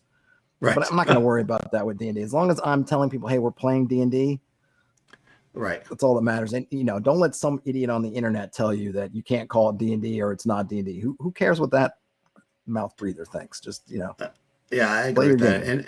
and I think what I think is really funny about that, and what would be from my personal experience when I first got back into it, I was going to be a player, and I bought the player's handbook or whatever, and the DM that was supposed to run couldn't run, so I literally went online and found a quick like free adventure, and I ran the game based off not really reading all the rules, but just remembering how I played it when I was a kid, and I was mostly right. So it hasn't changed as much as people think it has. It really is the same thing. Players tell you what they want to do. The DM adjudicates it. You roll dice. I mean, it's basically all the same. That's it. Yeah. That's D&D. Let's see. So yeah, I don't know. I'm not sure. They said pieces are a little better at heights as player. Oh, right. Okay. If you have 6 stats, right? Exactly. 7 if you have commoners, I guess, right? They're talking about the VTT. There's one exception, and that was one that was very video game like with 3D graphics in beta. So yeah, I've never seen it before. I don't know that I'd want a 3D VTT, to be honest with you. I just don't think it would be that useful, even I for mean, I don't feel like underwater. I need one now, so I'm not sure what would Yeah, make me jump to VTTs. yeah. I use Roll20 when I run games online just to show maps and stuff, um, and it's good. I don't really use placement because again, I feel like that players need to trust the DM and DMs need to trust the players. So like if you're so concerned that like, oh, my character wasn't in that square, I don't know, like that's beyond the level of that I want to deal with. That's just how I look at it. You say that you went into the room, you get hit by the trap. It's like it is what it is. It's like um, I'm not really worried about exact spacing, which is what I think you'd need VTT for. Yeah, I'm not big on the spacing, and I think my players have one map, which is just kind of a basic map of the region. Everything else, Yeah, they've either got it in their heads or they've drawn it themselves. yeah, which is really fun. Like what on that? I mean, not to completely change subjects. I was thinking about maps the other day. You know, I personally like when the players draw their own maps. So I'm assuming you do too, since you said they have a map. So I I do. think I think sometimes people run VTTs because they're concerned that the players' maps won't be accurate, and I think, well, yeah, that's kind of part of it. It's their map, right? Yeah, and the fact that it could be inaccurate is kind of part of it. I mean, one, it's like you're not going in there with surveyor's equipment. Right. You're going in there and you're spending mere minutes or seconds kind of jotting down the basic shape of a places. So you shouldn't even have the precision that you do of saying like, oh, this I can count squares and figure out exactly the dimensions of this whole thing and where this thing is and where, no. It's about this far away. It's about that far away. It's about where you could see it, whatever. You're not getting that kind of exactness anyway. And then part of the fun is seeing afterwards how close or how far the player's map got from your map, and what maybe they were too hasty because things were moving too quickly, and so they put a door that was to their right on their left, or this or that. But that's kind of the fun of maps, and I think it's fun as a player when you draw maps, when you have this physical thing that you made. It's kind of like this, you've made your own prop. You have this neat piece of kind of the history of the game right there, in your hands, which you don't get. It's there's no replacement for that. I don't care how 3D and how beautiful your VTT is and all this stuff, and how cool the fog of war graphics are. And I don't think it makes up for someone simply having the pride of like, look at this map I made because my adventure made it all the way through this level, and kind of we mapped it out, and here it is right in my hands. Yeah, no, that's also true, right? The idea that they made their own map is something, a point of pride, right, for the player. And I know I like to do it. Like whenever I'm a player, I always map. Whether the DM is, saying we need to map or not, I always just kind of do it. I think it's useful for me to keep my head straight, and it kind of keeps you in the game because you hear people talk about players are like on their phone or doing this when it's not their turn. It's like if you do things like have them map, they'll have something to do. Like I'm constantly working on my map and making notes, trying to figure things out. Obviously listening to it as a player when I'm playing, but if you just only let if the players just are watching, right? Because they become a viewer on the game when they're not rolling dice. If you're constantly just putting maps up in front of them and moving their tokens around. So I think them mapping gives them something to do, right? Make them part of it. So absolutely. I mean, I just grew up in an era where players had a lot more responsibilities. And I think having those responsibilities was useful because it takes a lot of the pressure off of the GM, but it also, like you're saying, keeps their interest up. So the rules that I've always played with, and when I'm playing games and running games, is that you have to take notes of stuff that happens in the game. Right. If someone tells you the name, like I am Sir so-and-so of Gondor, and you go, great, and then this game session ends, and then next week you come and it picks up, and 5 minutes later, if you don't remember so-and-so's name, then you don't remember. It doesn't matter that on game time was only 5 minutes later. You got to write it down. And that's just it. But you're going to pay attention. And not only are you going to pay attention, but multiple people are, because then you can cover for each other. Because then there's that moment where you're looking around the room. You're like, did you remember his name? Did you? And then someone, I got it. It's right here. I feel like now, for some reason, I hear a lot of players like there's like they have too much work to do. And I'm like, if you're playing like Roll20, you have nothing to do. You don't have to do anything. Everything is being tracked for you. The least you can do is keep Notepad up in another window on your desktop or laptop or whatever, and jot down a few things about people's names. Like I have no sympathy for the players that just don't. And like for me in Discord, it's even worse because I will type someone's name in like I have a lore like Discord chat, one of the channels. And so if a name comes up, I'll say it's so-and-so, right? If they can't be bothered to find it in the chat thing, then like I have even less sympathy for them. Like do a little bit, take your notes. All you gotta do at this point is just look up in the chat and find it. So if you can't find it, I don't know what to say for you, right? You're kind of out of luck. But I mean, it just seems to be a lot of different, I don't know, people have very different attitudes towards this stuff now, where I'm like, oh, but no one's going to want to map it. Well, then they don't map it. Like, the thing is, if nobody wants to map the dungeon, that's great. And when they want to get out, then they're going to be picking random directions until they get out, or they don't. Like, that's up to them. But that doesn't mean that I'm hand delivering a map to you and creating all kinds of extra work because you don't want to map. You don't want to take notes. Great. And then someone says, someone says, hey, give them this introduction from Sir so-and-so, and then you get to the place and you're like, I have an introduction from I don't remember. Well, then you don't remember, and you take the consequences with that. So that's totally in their hands. That's my approach. Yeah, and also I think that's actually for players who don't necessarily agree with what you're saying. I think you give it a shot. Like I think to me it's part of the fun of being the player is to like have these notes and try to remember what went on and keep a map. And when you can tell the DM when you're all beat up and this way down in the dungeon, and then you're like, oh, we got to get out to get some healing, and they're like, where do you go? All right, well, we go up here, we make a left, then we make 2 rights, and then we do, it's like okay, good, you're out. It's like it's so nice then, because if you don't do that for me, I'm going to go, okay, you walk back, you can go left or right, which way do you want to go? And I'm rolling random monsters and everything else like I normally would. But that's another thing. A lot of games now they don't do that backing out of the dungeon. Dungeons are all one-way creations, right? You get to the boss and then kind of cut scene and you're back in the village, but. Right. That's not how I play. It's like sometimes the most dangerous part isn't the getting down to the bottom. It's when you're low on resources and your packs are heavy and you're down to only a few torches. And now you got to realize you got to backtrack through it again. So it's just a different approach. But I have to say, with again, the players that I have in my game, they're basically, they're new to role playing for the most part, definitely new to kind of OSR play, and they've all taken to this. No one's, complained that they don't want to map or don't want to do whatever. And I didn't even have to tell them to map. They mapped of their own regard because they recognize we need to find our way through this place, and that's, you map it. So they just started mapping even before I didn't even have to say anything.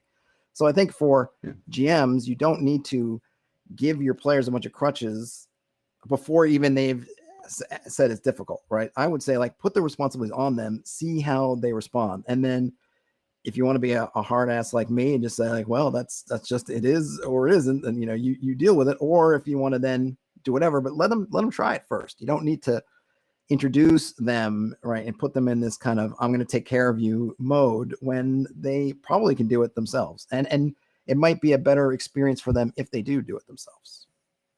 Right. Yeah, it's so interesting, right? So, Radalek, I guess how you say it, likes minis and terrains, blames hero quest. I was into minis for like a second, but I didn't have terrain, and I would draw on those like big rolls of the dry erase marker things. And what I realized is we were spending so much time drawing hallways and moving people down that I stopped doing it. And I think they can be fun for some kind of combat situations, or they're cool just to have your mini in front of you on the table. But I don't see them adding to at least not to my play experience. I mean, look, I've never played with them. I've played in a couple of games that have had them minis, and much like what you were doing, they use dry erase, square and hex maps. I think they look beautiful. When I see pictures of some guys' sand table with some amazing terrain, and thinking like, wow, that looks awesome. I've just never had it. So I've always just played the way I've played, part of it being the lack of resources. I wonder, I don't know, is how much time it takes to set those things up. Because the nice thing playing the theater of the mind is something crazy can happen and you can start a battle or whatever, and it's just boom, it's there. And the one thing I wonder is, like, well, how much prep do I need to start?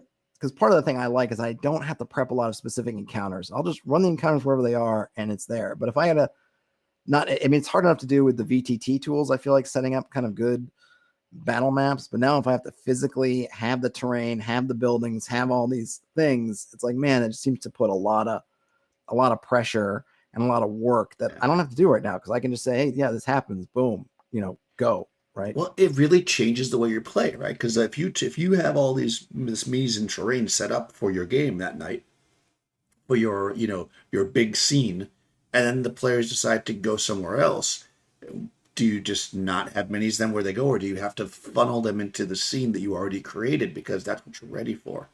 I think with Theater of the Mind, it's open to whatever. They can literally do anything, and you can just make it up, right? So I think there's a definite advantage there. But yeah, Dungeon Craft has that ultimate dungeon terrain, which is pretty cool. Yeah, he just has basically squares, and it's pretty interesting. But still, you'd have to have the minis. I would love to try it. If some terrain folk want to send me a bunch of terrain, a bunch of minis, send terrain over to up.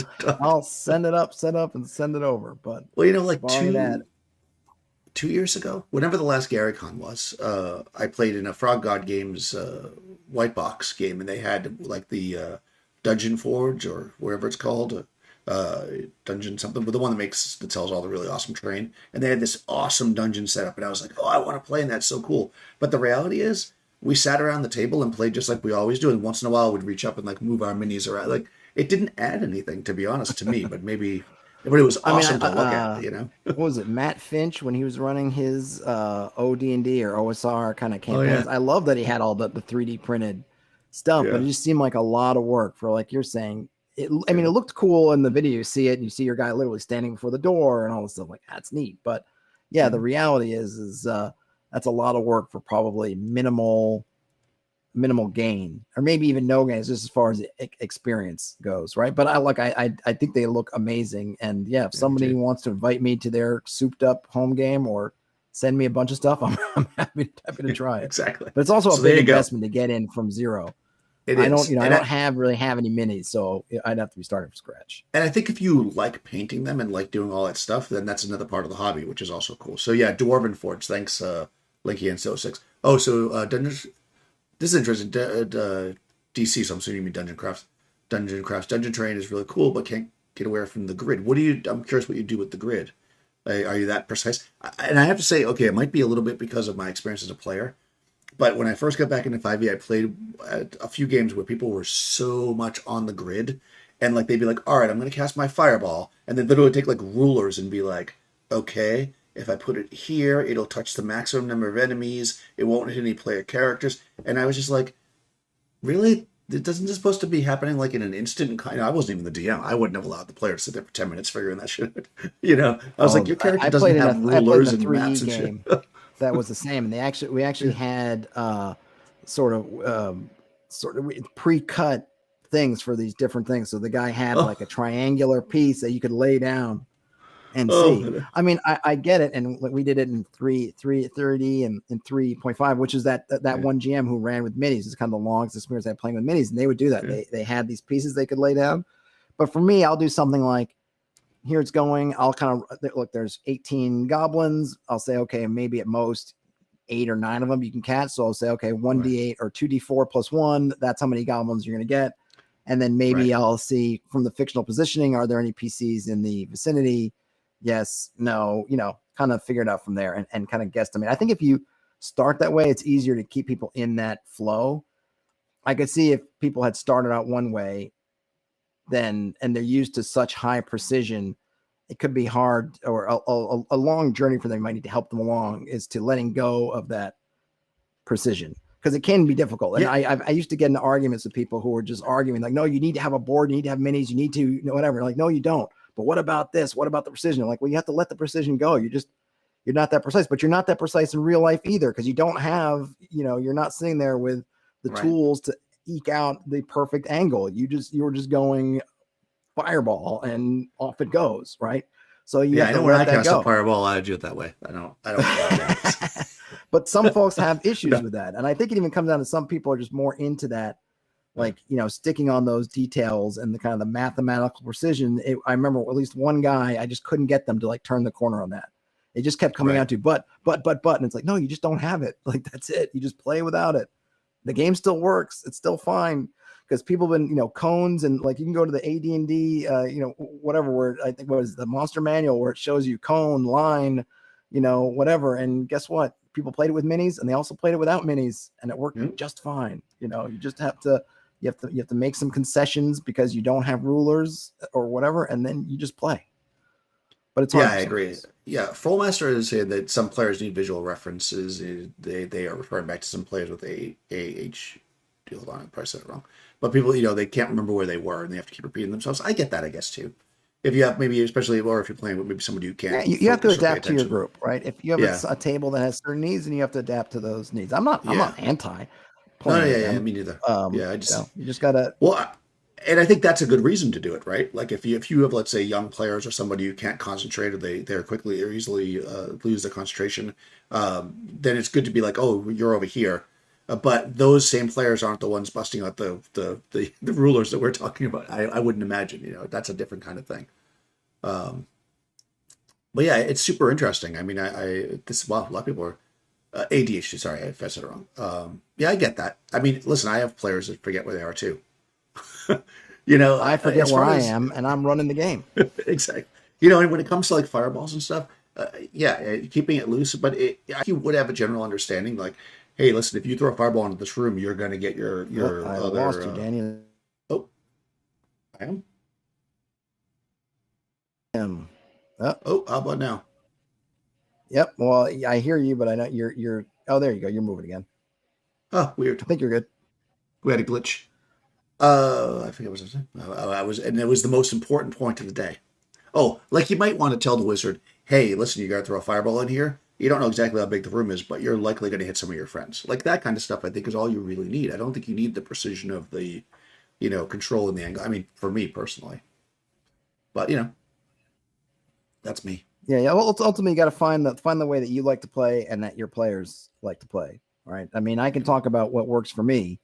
Right. But if it doesn't work for you, if you have folks they need the visualization, they need stuff, then you got to do what they, what works for them, and not, well, Todd said that I don't need this, so I don't need it. It's like, no, I try to give good advice and good ideas, but you gotta take everything and figure out who your tables are, or who your players are, what your table's like, the style you want to play, and then do that. Worry about what we say later.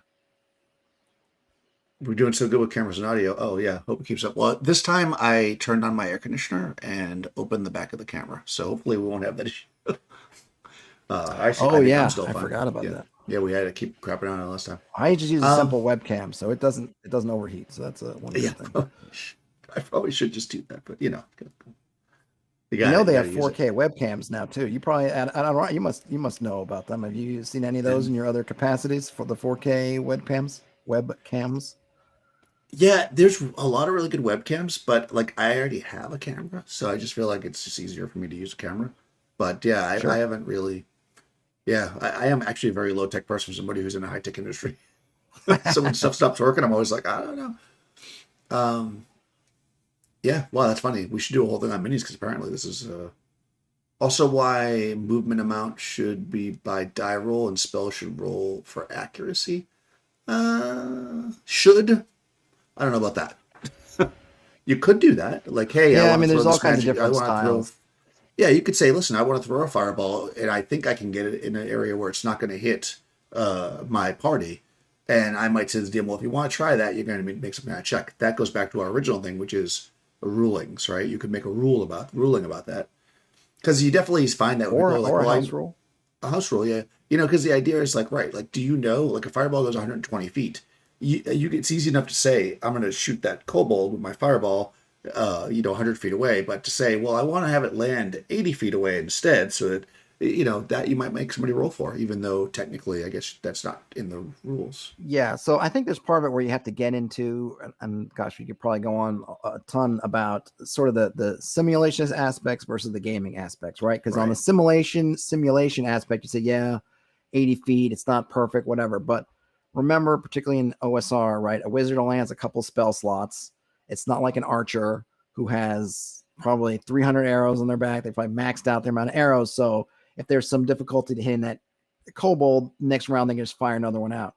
If that wizard gets jammed up on their 1/3 level fireball, that's it for not only that combat, but for the day, potentially. So whatever rules you're going to make for them, you want to make it so that they can stay in the game. And if it makes it that, well, they got to make this roll and this roll and that roll and that roll to get their fireball off. Remember, the more rolls you make them roll, the more the chance they're going to fail one. And if it all takes to fail one for the thing to fizzle in their face, and that's their 1/3 level spell, whatever you want to say about how the world works, just as a game, that kind of stinks. And so you just want to keep in mind, it's a role-playing game, not a, physics-based magic simulator where we're trying to figure out the hand-eye coordination, right? So, right. Depending how you do it. If you're playing in a game, like one of the house rules that I do for my BX game is I don't use spell slots. I kind of do a different kind of system so that you can potentially cast multiple spells in a day. Then they could potentially have more options there. Then I'd be okay with have them make an additional roll, because now they're not burning this very precious resource. They have the opportunity to maybe do more of them. So you just want to find that balance. But I feel like that often people go off on this kind of simulationist tangent, which is fine. But then just remember, it's a game. It isn't actually a simulation. So, try to balance them in some way. Because, you can do everything great from a simulationist perspective and have something that's totally not fun for anybody to play. Yeah, I agree. And I think that for me, because I don't generally allow any extra spell casting in like BX or in OD&D, like a wizard can pretty much treat that fireball as an I win button. Like they know that when they use it, it's going to work and it's powerful, but they only get it once, So I would not want to take that away from them by making them roll. They are talking about how in chainmail, which is true, wizards have to roll to hit with a fireball, but in chainmail, a wizard can shoot a fireball every single round. It's not a limited resource like it is in OD&D. Yeah, and they're really powerful in chainmail. Yeah, exactly. And if it hits you, you're dead, right? There's basically super powerful units. Yeah. So, yeah. Chainmail, by the way, is the one that obviously you need a battle mat for that. So if I'm playing chainmail, I use a battle mat. Yes. Weird question. Oh, this is completely unrelated to the. Oh. So I see a lot of backlights on streamers and YouTubers. I don't have my lights on today. Use a lot of purple or pink light. Any significance, or am I imagining things? Okay, well, this is completely unrelated to this topic, but I'll I answer it actually I because actually bought a yeah, couple of lights, some yeah, cheap lights to maybe do that. I yeah, haven't set them up yet. yeah, I think it's just to add something interesting to basically a yeah, scene that's usually not interesting, which is the back of somebody's sure, office or a blank yeah, wall or something else. So you kind of add some lights to give it a little flavor. I yeah. mean, I bought some to So kind of check it out. yeah, so technically, the reason why I would do it, I don't have to do it here because I'm using like a real camera, like I said. But if I was using my webcam right now with no controls, I would be absolutely white because the way a camera works is it's going to try to light the whole room up, and I'm being lit separately. So I using a light behind you to keep the light more even will get a better exposure. So that could be why they're doing it. And so far as That's another colors, good reason. I think that the reason why people are using color is because it's so readily available now. Multicolor LED lights are so inexpensive. They used to be really crazy expensive. Now you can basically make them any color you want. So it's a fun way to kind of set the mood. Yeah, I So I think the mean, set I yeah, got from Micro Center was like $30, which is kind of what led me to yeah, kind of try. It's like, oh, I'll throw them up yeah, there and see if they add anything because I yeah. don't have So anything interesting behind me. So well, you do the green screen sometimes, which I just don't have room for a I green do the screen. green screen Yeah, sometimes. yeah. So like I don't like I forgot to turn them on before we started because I was having an issue with my audio, as always. So I have like little color changing lights behind me usually. Um, Do you have them set to what's happening on your screen, or are they just kind of random no, rotating colors? I just no, I set them up to one color based on what I was doing at first was when I was running multiple campaigns because I was streaming. I always had different colors for the different campaigns, and then I just settled Oh, into that's just cool. one set of colors. Like when I All was right. running Coriolis, I had blue, and then I had like ambery yellow for Hyperborea, stuff like that. Oh, nice. Yeah. They prefer purple. Yeah, exactly. Uh, oh, interesting. Dave Arneson used Estelion Castle to represent Blackmore Castle, but most of the original game was played Theater of the Mind. One early session did have players acting out scenes in the basement. Oh, that's fun. Use a disco ball and smoke. Yes. Yes, I could do that as well. We keep it Don't, entertaining over don't think here. don't think my wife would appreciate the smoke. Maybe the disco ball she wouldn't mind. Smoke Yeah. smoke might be a step too far. Yeah, we're exactly. We'll see how far we can take it. Well, they do actually have, if you're using OBS and Twitch, anyways, I don't know if you can do it on YouTube, you can have it so that they do sell lights. I'm trying to think who sells them.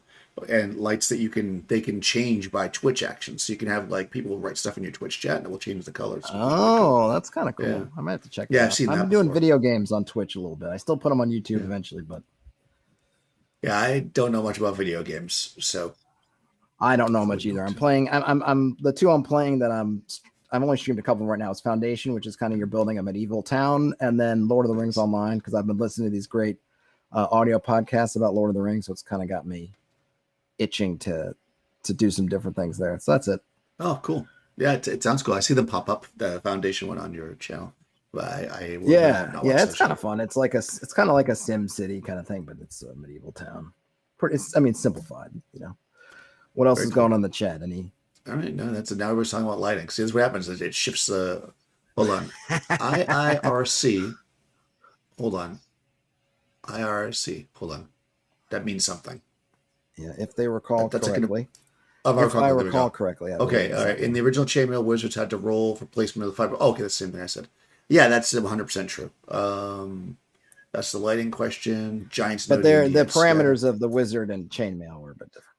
Yeah, a chainmail wizard is completely different than a. And in fact, in my that I have that's OD&D with chainmail, I actually have a monster called Chainmail Wizard that is based on that. That's not an actual wizard Oh, from nice. yeah, because chainmail wizards can throw fireballs and fire lightning bolts unlimited.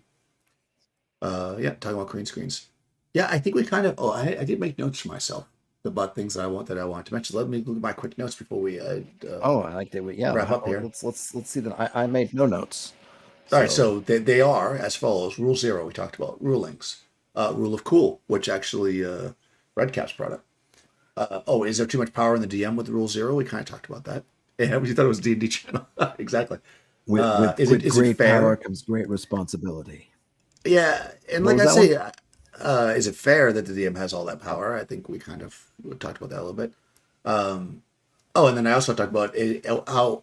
So this is something that I don't know if we directly talked about, but I think it's interesting. Is I wonder how much of this power is implied versus actual. Because sure, the DM can make any rule they want, but it comes down to what we were talking about before. If the players don't agree with it, they're not going to play to a certain level. I mean, Right? I mean, that's something that we kind of talked about earlier, right? But does the DM really have all that power? Will the players revolt if you start randomly changing things, as you go? Yeah, I think they will at a certain point, but Right. you can get pretty darn far. I think everyone kind of has horror Yeah. stories of DMs doing awful things and the players not responding as a group, right? I think there's that Right. and there's also I think that what is it, the prisoner's dilemma, right? If you have two prisoners and if you both don't turn on each other, then you'll get released. But if one of you turns on the other one, you'll both get prison time, and inevitably someone turns on the other one. I think there's Right. always that thing with the group of players that they don't end up standing, united in a sense. And so the one who complains often just becomes outcast or then afraid to complain. And that could be for all the various social things around the game. And so while in theory you'd think, hey, look, there are four players and one DM, they all hate it, why don't they just leave and the DM way out of luck? It doesn't often happen that way in my experience, unfortunately. Yeah, I think this is interesting because I'm pretty sure when I wrote down that note, I was leaning the other way, but I think that you at least somewhat convinced me that that probably is true, right? Because more and more time, the more I think about it is people are afraid on some level to DM, and I think that's the problem. And one reason why I think everybody that I play with on a regular basis has DM'd at least once. I actually, whenever a new player joins the group, I always recommend that they run games. You know, I think that it's important that you run games because you learn, number one, the responsibilities a DM has, so you get why DMs might make rulings or do things a certain way, and also you also see that it's not as scary as all that, and you can actually walk away, right? Because you could DM if you need to. Like you don't need to be victim of this supposed evil DM that exists on Twitter somewhere or Reddit. I mean, which probably Right. does exist, but Yeah, I yeah, mean there is also some pain in the butt responsibilities that come with jamming. Like you're usually yeah, the one that has to find the players, usually the one that you know uh, tries to vet the players, scheduling the games, obviously doing all the back work and leg work on the world you're running or the adventures you're running. Even if they're all pre-run, pre-built adventures, it's still there's a lot of work kind of getting it all to fit, right? So there's the fear aspect. There's also, I think, an aspect of I don't want to do the work, and of course, the joys of DMing are not quite the same joys as playing. Being able to play a single character and really get invested in that is not the same as being spread out over a bunch of NPCs, all of which you have to be ready to basically let go of at any time right. if the dice or the players, do stuff. So there's probably a few different reasons why folk aren't necessarily wanting to leap into the DM's terror, but fear is definitely, I think, a big factor. Yeah, and honestly, I do think that some people with blogs and YouTube channels and stuff make it seem like being a DM is like, you know, you shouldn't do it unless you're absolutely doing this, all the rules, and you do that, and this. And I just don't think that's the case. I feel like anybody can be a DM, and if you suck at it, then that's fine. You try again until you don't suck at it. I Yeah, mean, I but I don't mean, think how it's many such a people big could deal. do? How many games would there be if everyone had to wait until they had perfect knowledge of the rule system to do it? There wouldn't be anybody. People, you Right, always talk about if you're just in a new town, first guy to get the player's handbook or the DMG or whatever, and you want to get a group together, someone's going to have to jump into the deep end of the pool and just mhm, try it without having everything memorized. And I don't even think even if you memorized it, it's not even really the same as being a rules master. I don't care how much you read that book from right. back to front and front to back until you've actually been in there and gotten some time playing it. You don't really know it. So at some point in the history of the world, right? Some Gygax and Arneson put out that D&D book. Somebody had to grab that book and play it without already having been experienced in running the game. So Yep. sometimes you just got to do it. And that's what I usually tell people if I'm in a forum and I see something like, I don't know if I should run a game or do I need to do this, that, the other, and run a game or what do I need? And so like you just need to have the rules and be willing to run it and and learn to. I think the hardest thing is you have to learn to live with your mistakes. You're not going to be Yeah. perfect. You're going to make errors. You're going to do things.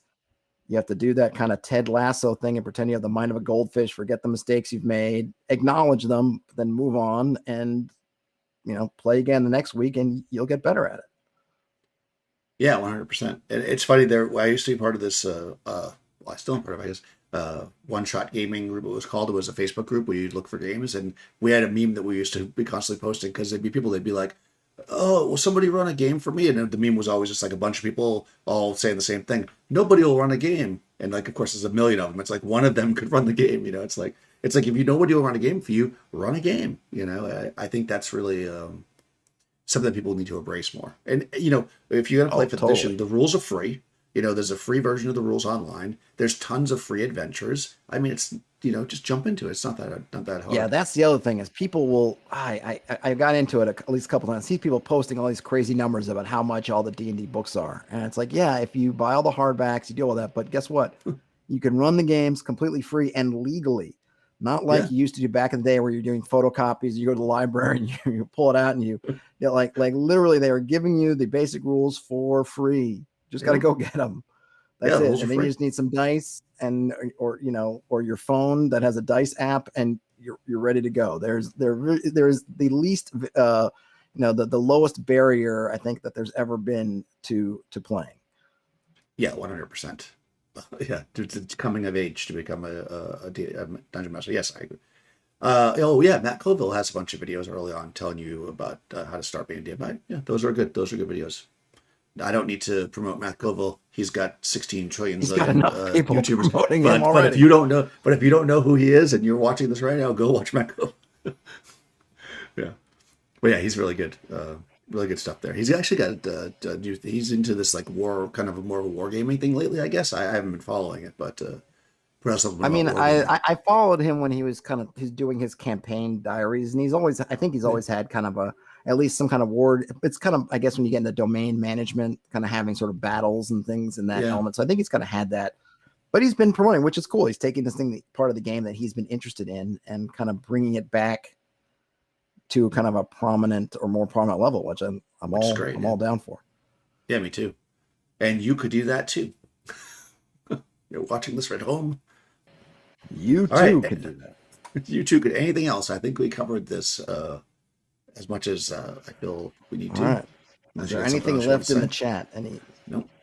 They are just talking about DMing. LED lighting and. Maybe you could do Matt Colville the honor of being a guest on your channel. Oh yeah, maybe. I don't know. I don't think he's quite big enough. Do you guys ever focus on? Oh, interesting. Hold on to it. Actual question.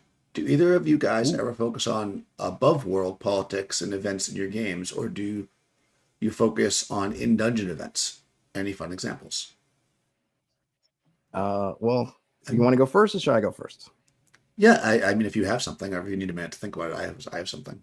I have a couple. So actually, my party, one of the things that's kind of slowed down their leveling in the current campaign, well, they're only second level, but they took quite a bit of time from getting to first level to second level, and that is because they became very interested in the above world stuff and sort of put aside their sort of loot dungeon delving, to the point where I started thinking about how I could incentivize their attachment to kind of the overworld stuff. Because essentially when I brought them in the game, I said, hey, here's how you get hit, right? You're going to get XP versus by getting loot primarily, and loot is in dangerous places. You bring it all out. That's great. But one thing that I ran into with them is they were so interested in kind of the political machinations, there's a religious faction who was doing stuff, and there was kind of this mystery going on. So they went down into this, basically the game started, I guess the initial settlement is this place that's right near a quarry. The quarry was kind of dead. And so the town was very much not on the brink of collapse. It's economically depressed. Not a lot going on there. And in fact, the quarry had filled with water, making one of those kind of little quarry lakes or ponds that you'll see, because it essentially was unbeing used. Then some event happened, and the lake actually, like the water drained out, like a hole opened up beneath the lake and drained it out. And part of what was exposed, they saw, was an entrance to a dungeon, or a corridor that was suddenly exposed, like 20 feet below the surface. So they went into the dungeon, were messing around, and then while they were down there in one of their forays, something escaped in kind of a mechanized sort of a War of the Worlds walker, got out, kind of ravaged through the countryside, and then escaped. And then that became their entree into thinking like, how are these different groups kind of reacting to it? And they found some information, but the information was in this library that was held by this religious order. And so they're really getting involved in this stuff. But the one thing that they were kind of realizing, I had to sit them down and said, hey, this stuff is great, you guys are getting into, but you're getting information, which is very valuable, but it's not loot. So it's not technically, it's giving you stuff that you might be able to turn into things down the line, but it's not giving you immediate experience points because it's all just kind of informational stuff. So they were really getting into the factions and that stuff. So I even started thinking about, well, how can I help kind of make, because one of the things I love about XP versus, I could have just given them experience for doing stuff, but I like the fact that if I play by the rules, whatever rules I set up for treasure, then they don't have to do something that I like. Like it's mechanized in such a way that it's kind of outside my purview. I'm not a big milestone guy. I don't want it to be, hey, you do what I want you to do, and then you're going to level up. I want to be, you choose what you want to do. The stuff that's going to make you powerful. So you just go and do that in whichever way you want to. So I've actually been talking to them about figuring out like some kind of goals mechanism, but one that's really them led. I don't want them to be like, well, what does Todd think we ought to do? And if we do what Todd wants us to do, then we're going to level up. Like I've been trying to avoid that. So I like to have a lot of overworld stuff going on. A lot of stuff, at times the overworld stuff is connected to what's happening in the dungeons. The dungeons don't exist in some separate place. So something got out from the dungeon, it is now doing what it's doing in the overworld, and they may have to deal with that, down the line, and maybe they will, or maybe they won't. In another game, I also had a kind of similar factions, in which case there were events happening, like these two local leaders were marrying to kind of combine their power, and they were having sort of a festival. And again, kind of the different factions were sort of interacting. I think the big thing, I guess, if I want to go down to it is having the different factions is good, but they need to interact kind of on a local level. So what I mean by local is at the PCs level. So it's great to have a thieves guild, let's say, but if the thieves guild is just there, then okay, it's just there. But if the players are interacting with the thieves guild, and not just in like the standard way of like, you need to pay the thieves guild because you robbed this place or whatever, but like the thieves guild's making moves, those moves can be visible to PCs. Maybe they affect the PCs affect these other moves. That's when you get into it. And so the PCs, having inserted themselves in this, trying to solve the question of who took this thing, and they don't even know that it's like a walker, because I've been trying to put it in their context. They just like in a fantasy context. So when they were trying to get like eyewitnesses who saw this thing come out, they were like, it looked like a turtle on stilts. Like it had like long spindly legs, and it had one big red eye, and it kind of had a turtle shell, and it was horrible, like these kind of things. So I don't even know if it's triggered to them that it's basically a War of the Worlds walker, right? But as they start questioning people about it, people are noticing, and they're finding it's like, oh, why are you guys interested in this thing? And this might be part of our interest, or, whatever. So getting all those relationships going, having to do with things that the players are interested in, I think kind of makes them feel a part of this fabric that all these kind of these sort of factions represent. So it's something I always try to keep in the world, but in this case, my players have really kind of glommed on to being interested in solving those mysteries, and those mysteries have kind of put them in the crosshairs, so to speak, of these factions. And I've used that. Yeah, I think that's really interesting, and I think what's important to me, anyways, from that is that you're not setting up these like big politic thing and pushing the players to do it. You're looking at what the players are doing and then like filling it out as they kind of move in those directions. It seems like they're interacting on their own, based on something that isn't. It wasn't like top level politicians or politics people came to them and they were like, "This monster's been released." They knew it was released, so they had to go investigate it, which I think is great. I think that's where the real story emerges. And that is how, like, what I generally do in a campaign is I try to tie people into the world somehow, so they have a reason to want to be there, right? And then politics will affect them because they're tied in. Like in my my long running fifth edition campaign, they one of their rewards that they got for solving a for clearing out a dungeon basically was that they got property. And now that property is theirs, and that property is important, and the people that live on that property they need to protect, right? And they need to make sure that like people don't come and trash their property. So when things start happening, they're involved in the world. They're in politics. And in my Astonishing Swordsman campaign, they are now part of a shipping company. They own boats. So this all kind of connects them to the world. And any politics they want to involve themselves in, they will, yeah. So yeah, I try to do stuff above the dungeon. for sure. I think it's Yeah, important. I think it also helps, at least for me. I try not to make people or factions into simple quest givers Right. because I find that there's a tendency to the players to go, "Give us a job," Right. and I usually have the people go like, "Why do you want a job?" Yeah. like what is Yeah. and even though that might seem counterintuitive because you generally it's like, hey, they're looking for like a plot line. Like I want them to think about these things in a more complex way. I don't want them to think of these factions like you think of in a video game where, oh, if I fill up 5 faction points, then I will get this faction bonus. And oh, if I do this stuff. So I always try to make them a little bit off, a little bit, making sure they understand that these guys are playing you for their ends. They're not just here to support you. They're not the guy with the diamond over their head that's just kind of waiting for you to do something. Like often they are standoffish, or they kind of they're like obstinate. They are not just a simple kind of helpers.